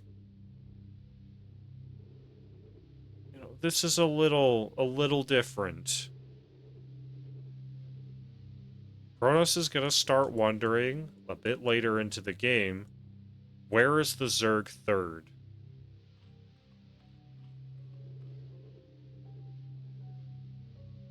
Where's the Zerg third, he asks. Well, it's not here. So logically, you would think, okay, check here. And it's not here, then you go, okay, check here. Then when you check here, there's nothing. That's when you start getting concerned, like, what's going on? Didn't even check over there.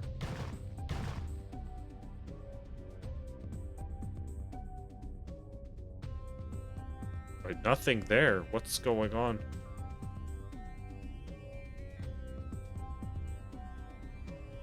In the meantime, Cybercore, gates up, Zealots are going across the map. This is getting saturated. Nothing's here. So, okay. What's wrong? What's happening? I don't know. I think they're at the level where the Zergs don't need to use the 4-hatch on 2-base crutch build.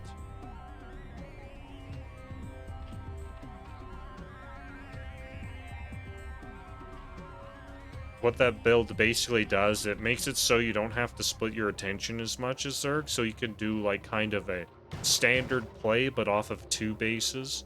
Be safe and not have to deal with potential threats to your 3rd base, which is out in the middle of nowhere relative to your natural.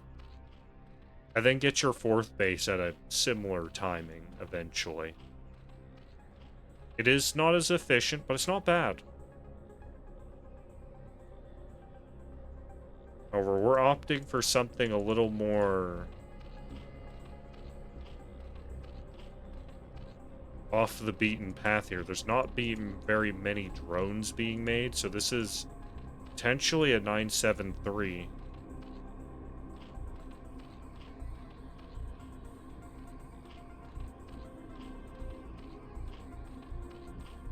Yep.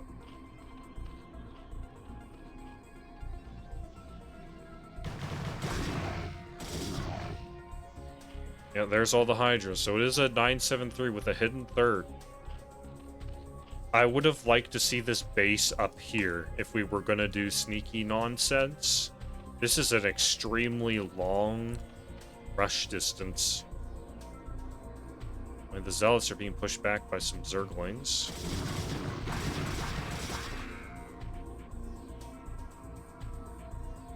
Alright, here comes the Hydras. They're coming in. There's more cans are being made. I think Cross has sussed out some of this.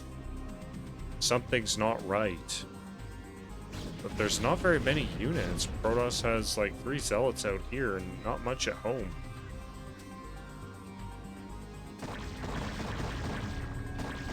Starting an upgrade just now while there's already Hydras at your front. A little bold. Cancels it rightly. Perhaps remake that. Gotta get that forge remade soon before this one goes down.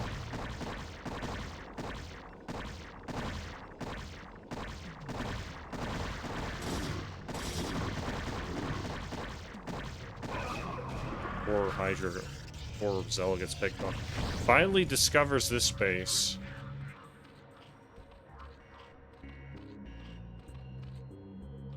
Still Hydras being made, just Hydras and some Zerglings to fill in the gaps. I don't see this breaking this massive cannon wall, however. This is a lot of cannons.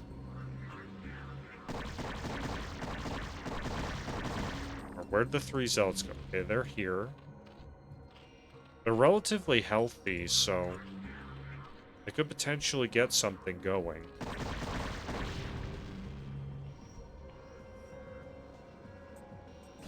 Pylons being made, Templar Archives.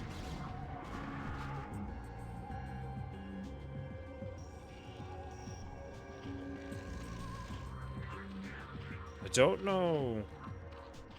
Okay, never mind. Protoss has a lot of gas bags, so they should be able to get Templars out. However, the gateway timings is not the greatest, so there's just no units here. And these cannons, I said that shouldn't be broken, are getting broken a bit.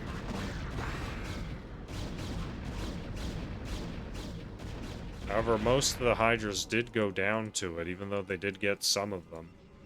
However, Protoss is now very afraid. Now the question is the aggression going to continue? The answer is yes. Still, Overlords and Hydras being made. No drones. This is gonna keep going. Forge has been remade, so cannons are being remade. There's no units to buffer them, so another weak cannon gets picked off.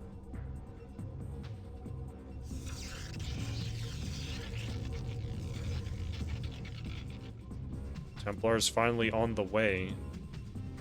Building 4 at once. Storm's almost done. However, the Hydras are here. Now. We need stuff.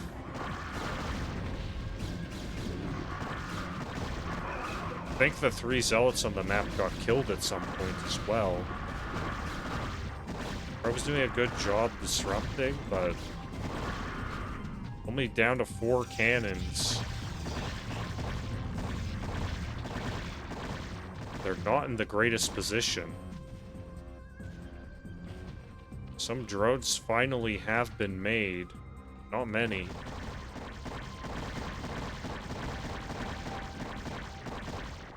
Dude, yeah, the Zealot's finally being made. The Bros is finally making units 9 minutes into the game.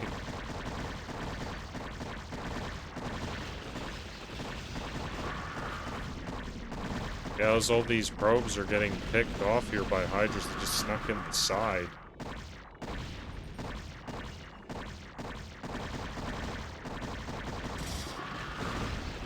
You know, that's not the most efficient uses of Storm, but there is still 1 left over, and the Zealots with legs are going to be produced from now on. Still, these 2 Hydras are here. That Hydra's 7 kills. They even got another 2.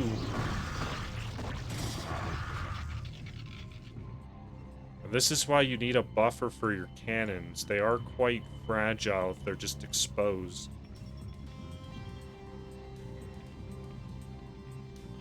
Now Zerg has decided this is the time to drone up, and he's exactly right.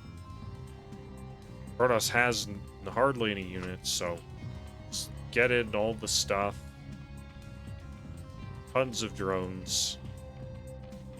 However, don't drone too heavily, because now Protoss is finally getting an army online, so we can't expose ourselves too much here. Yeah, Hydras are being made now. Excellent. Nice drone round and then make Hydra. +1 is halfway done. Would have liked to see that started earlier. Better late than never.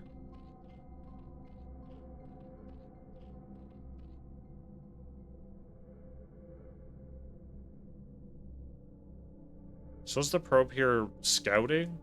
Actually could have snuck a base this whole time, which is kind of funny. But you never know. I mean, the Zealots find out that there's in fact Hydras here. And the drone count is heavily, gone up heavily.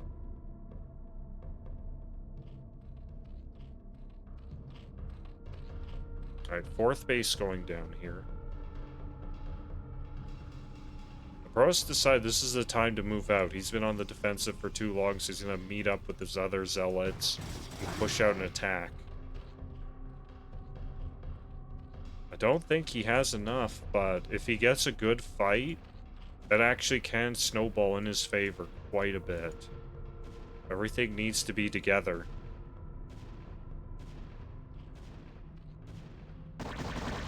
Zerg knows that there is a Protoss move out here, so he's gone into position. Protoss trying to bait him into fighting up a ramp. Good positioning here. Alright, Protoss backs off, actually. Getting a 3rd base of his own. Not a bad call. Double Forge on the, like, underway. So these Protoss upgrades are going to be quite strong if he does it continuously.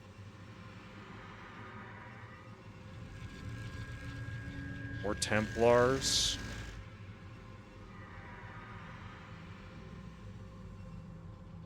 Does have a lot of high Templars. And it's still like a decent gas bank. Alright, looks like he's gonna push into the 3rd here. And this is pretty undefended here. Zerg has not balanced his army positioning well, and all these Zealots are gonna just roll in and do the thing they do. So the 1 Sunken and 2 Hydras are pretty helpless to deal with this, and then +2 range is gonna go down. At least the drones escape before the Templars could get there to storm them. But this base is actually quite lost. There's no way Zerg can push up these ramps. So the only thing you can do in this position is counterattack. Speaking of counterattack, here are the Mutas. They're not being controlled because of all this going on. But still has 5, and the cannon goes down, so this is good. There are Templars here, and Archon's being made, so can probably defend that. Okay. I like this idea of the Mutas come into counterattack while he defends his 4th base.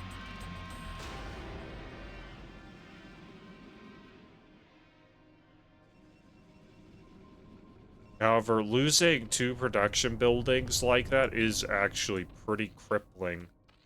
Loses out a lot of unit production that might cost him his army size. Anyway, Mutas are going after High Templars. He does get 2 of them and force 2 to morph in an Archon. These were all high energy Templars. So losing these is actually super bad. Almost all of those had full energy.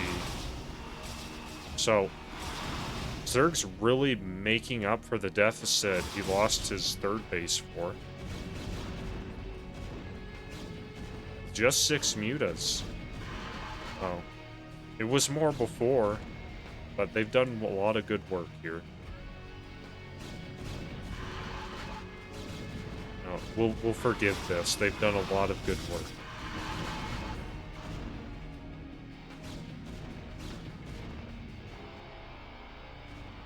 Going in to find more stuff potentially here. Let's see, there's more Templars being made. Does get just scouting info with them. Ross has not resaturated their main just yet. It was already low, so not the biggest deal. Perhaps see a few more workers on there. Okay, Hydra's going to check out this third base and find out, yes, cannons up a ramp is pretty good. Would not throw away my Archon in the same manner, but it looks like that's, you know, a good way to keep yourself defended, because for some reason I thought Archons were a Zerg unit. It's the streamer brain talking right there. Alright, building pylons to block that off.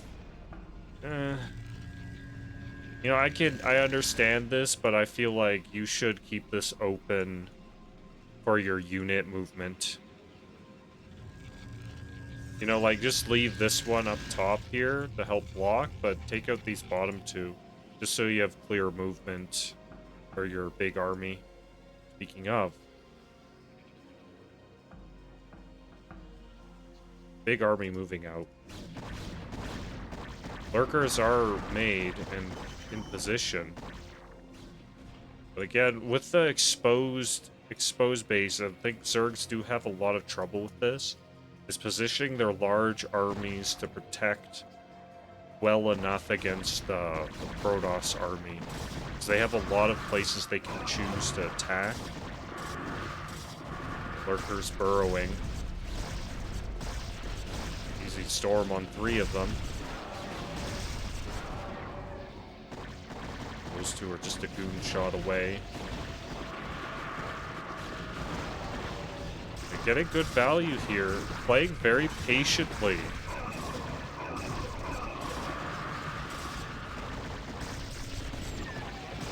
Let's loot one observer. There's one left here. That's a huge storm. All these Hydras go down. I think he could just pull back and attack the 4th or 5th base at his leisure now that the Zerg army's been reduced so heavily. But I like the patience here. Not just barreling in with the Zealots and keep them on hold position. That's excellent. Opting to just pick off the rest of them, that's fine, but does lose the other observer for his troubles. And he's taking a 4th base behind all of this. He might be starting to overstay his welcome, but gets another massive storm, killing another 10 Hydras or so.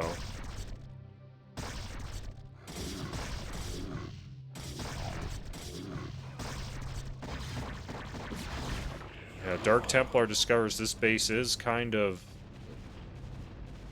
exposed. But it's not going for it just yet.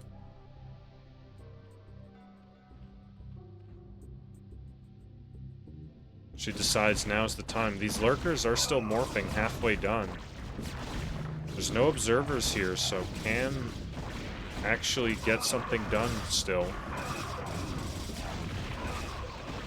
Gets the storm on the lurkers, however they morph just in time.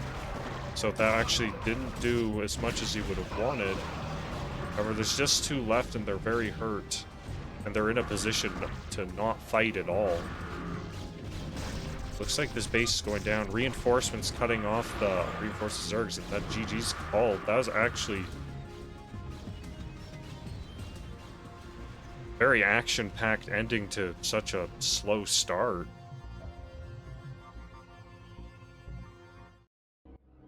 You know, well played on the recovery, though, for Protoss.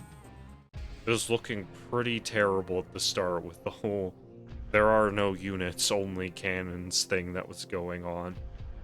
But great recovery and great decision-making.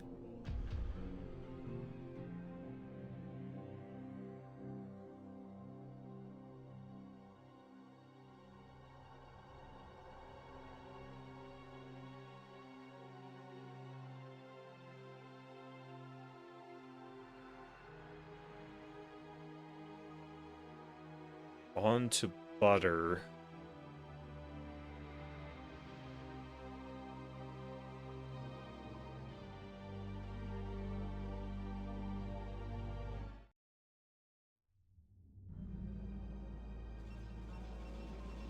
Okay, In the pink, top right, we have launch.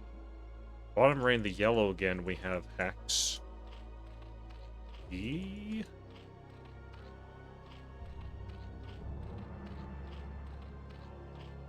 E. Okay, again, 2-player map, so they're gonna be able to know exactly what the other is doing for the most part.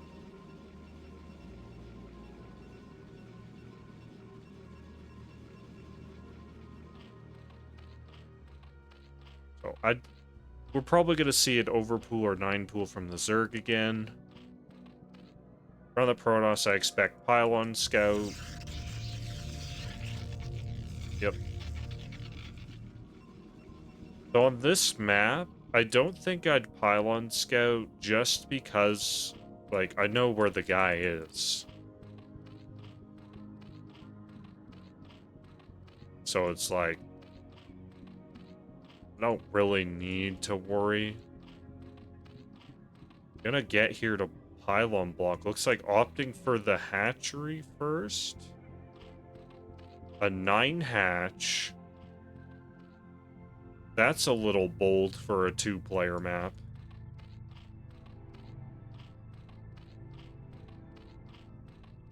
Of course, this decision could be, you know, I don't want to deal with being pylon blocked, so I'm going to put this down here. On C, the 9 hatch, we're going to get a Nexus on 12-ish.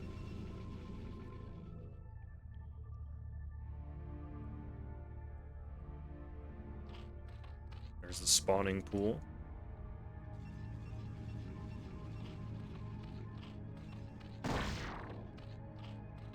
You know, tired of being harassed by this probe. The drones fight back.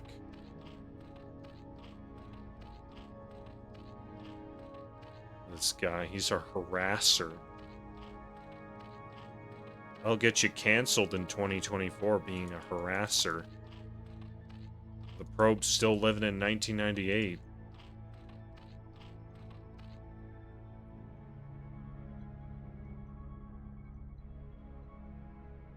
Alright, forge, and then we'll see the cannon.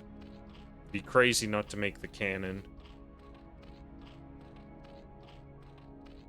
6 Zerglings made. There's the cannon.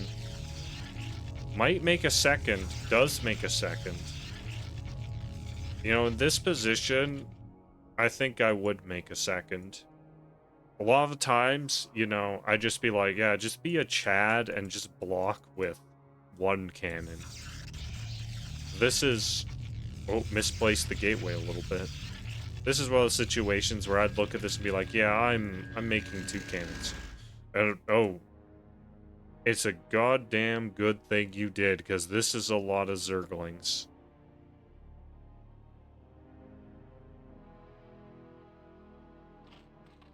With more on the way. Zerg is pretty all in with this.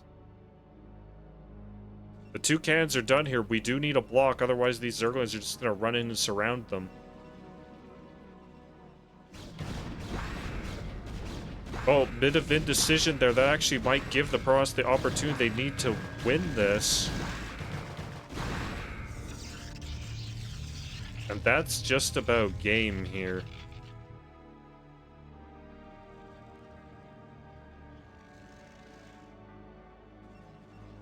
No Zealot being made for some reason. Still under a lot of pressure.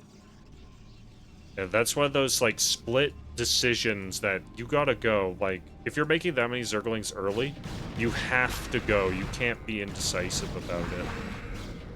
Oh, getting disrupted by the probes. Gets the 1 can, but doesn't matter. Another one's already made. The 3rd one gets remade again. Now, there's no coming back from this. Yeah, more Zerglings are made. I think Zergling speed's done, but again, the probes are blocking. No Zealots still being made. There he is, finally. Decided to show up. 3 Zerglings are in the main. This could do some damage, but you have to control it well.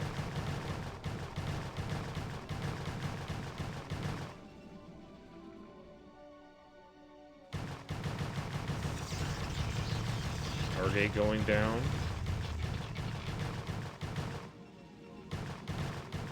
I mean, even if you get the miracle probe kills here, Zerg tech is non-existent. There's only Zerglings. So a single Corsair will end the game, and here's the Zealot, so not even getting her miracle probe kills. Even has enough gas to make a single Corsair as well.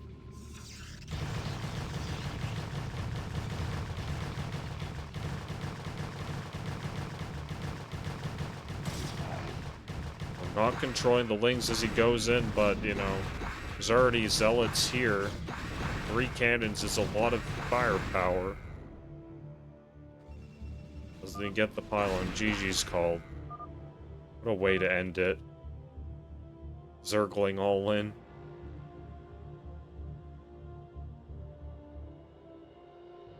Well then.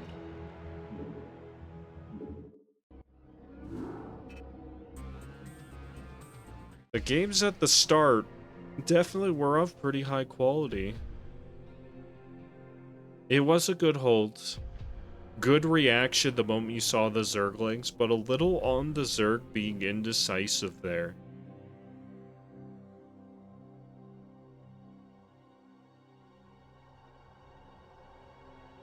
Like, that couple clicks back cost him so much. That gave a lot of time for the Protoss to react and get that surround to help block the cannons.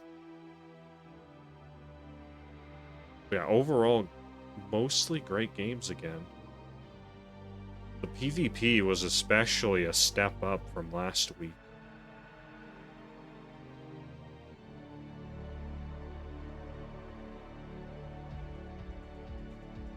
Yeah, some good play on both sides there. I really like seeing their decision making, seeing how they're on the right track.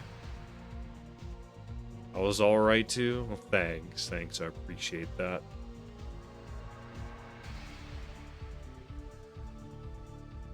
Anyway, that's it for me today. If you're interested in CPL, check out their Discord.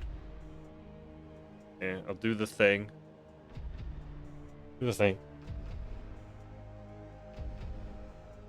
There's other casts of the other groups of CPL here and there. So, like, if you're in the Discord, they do ping whenever one of those groups is being cast. Anyhow, that'll be it for me today. Thanks for watching, guys. And have a good weekend. I'm gonna go do some Djinn Classic WoW for a bit. Have yourselves a good one.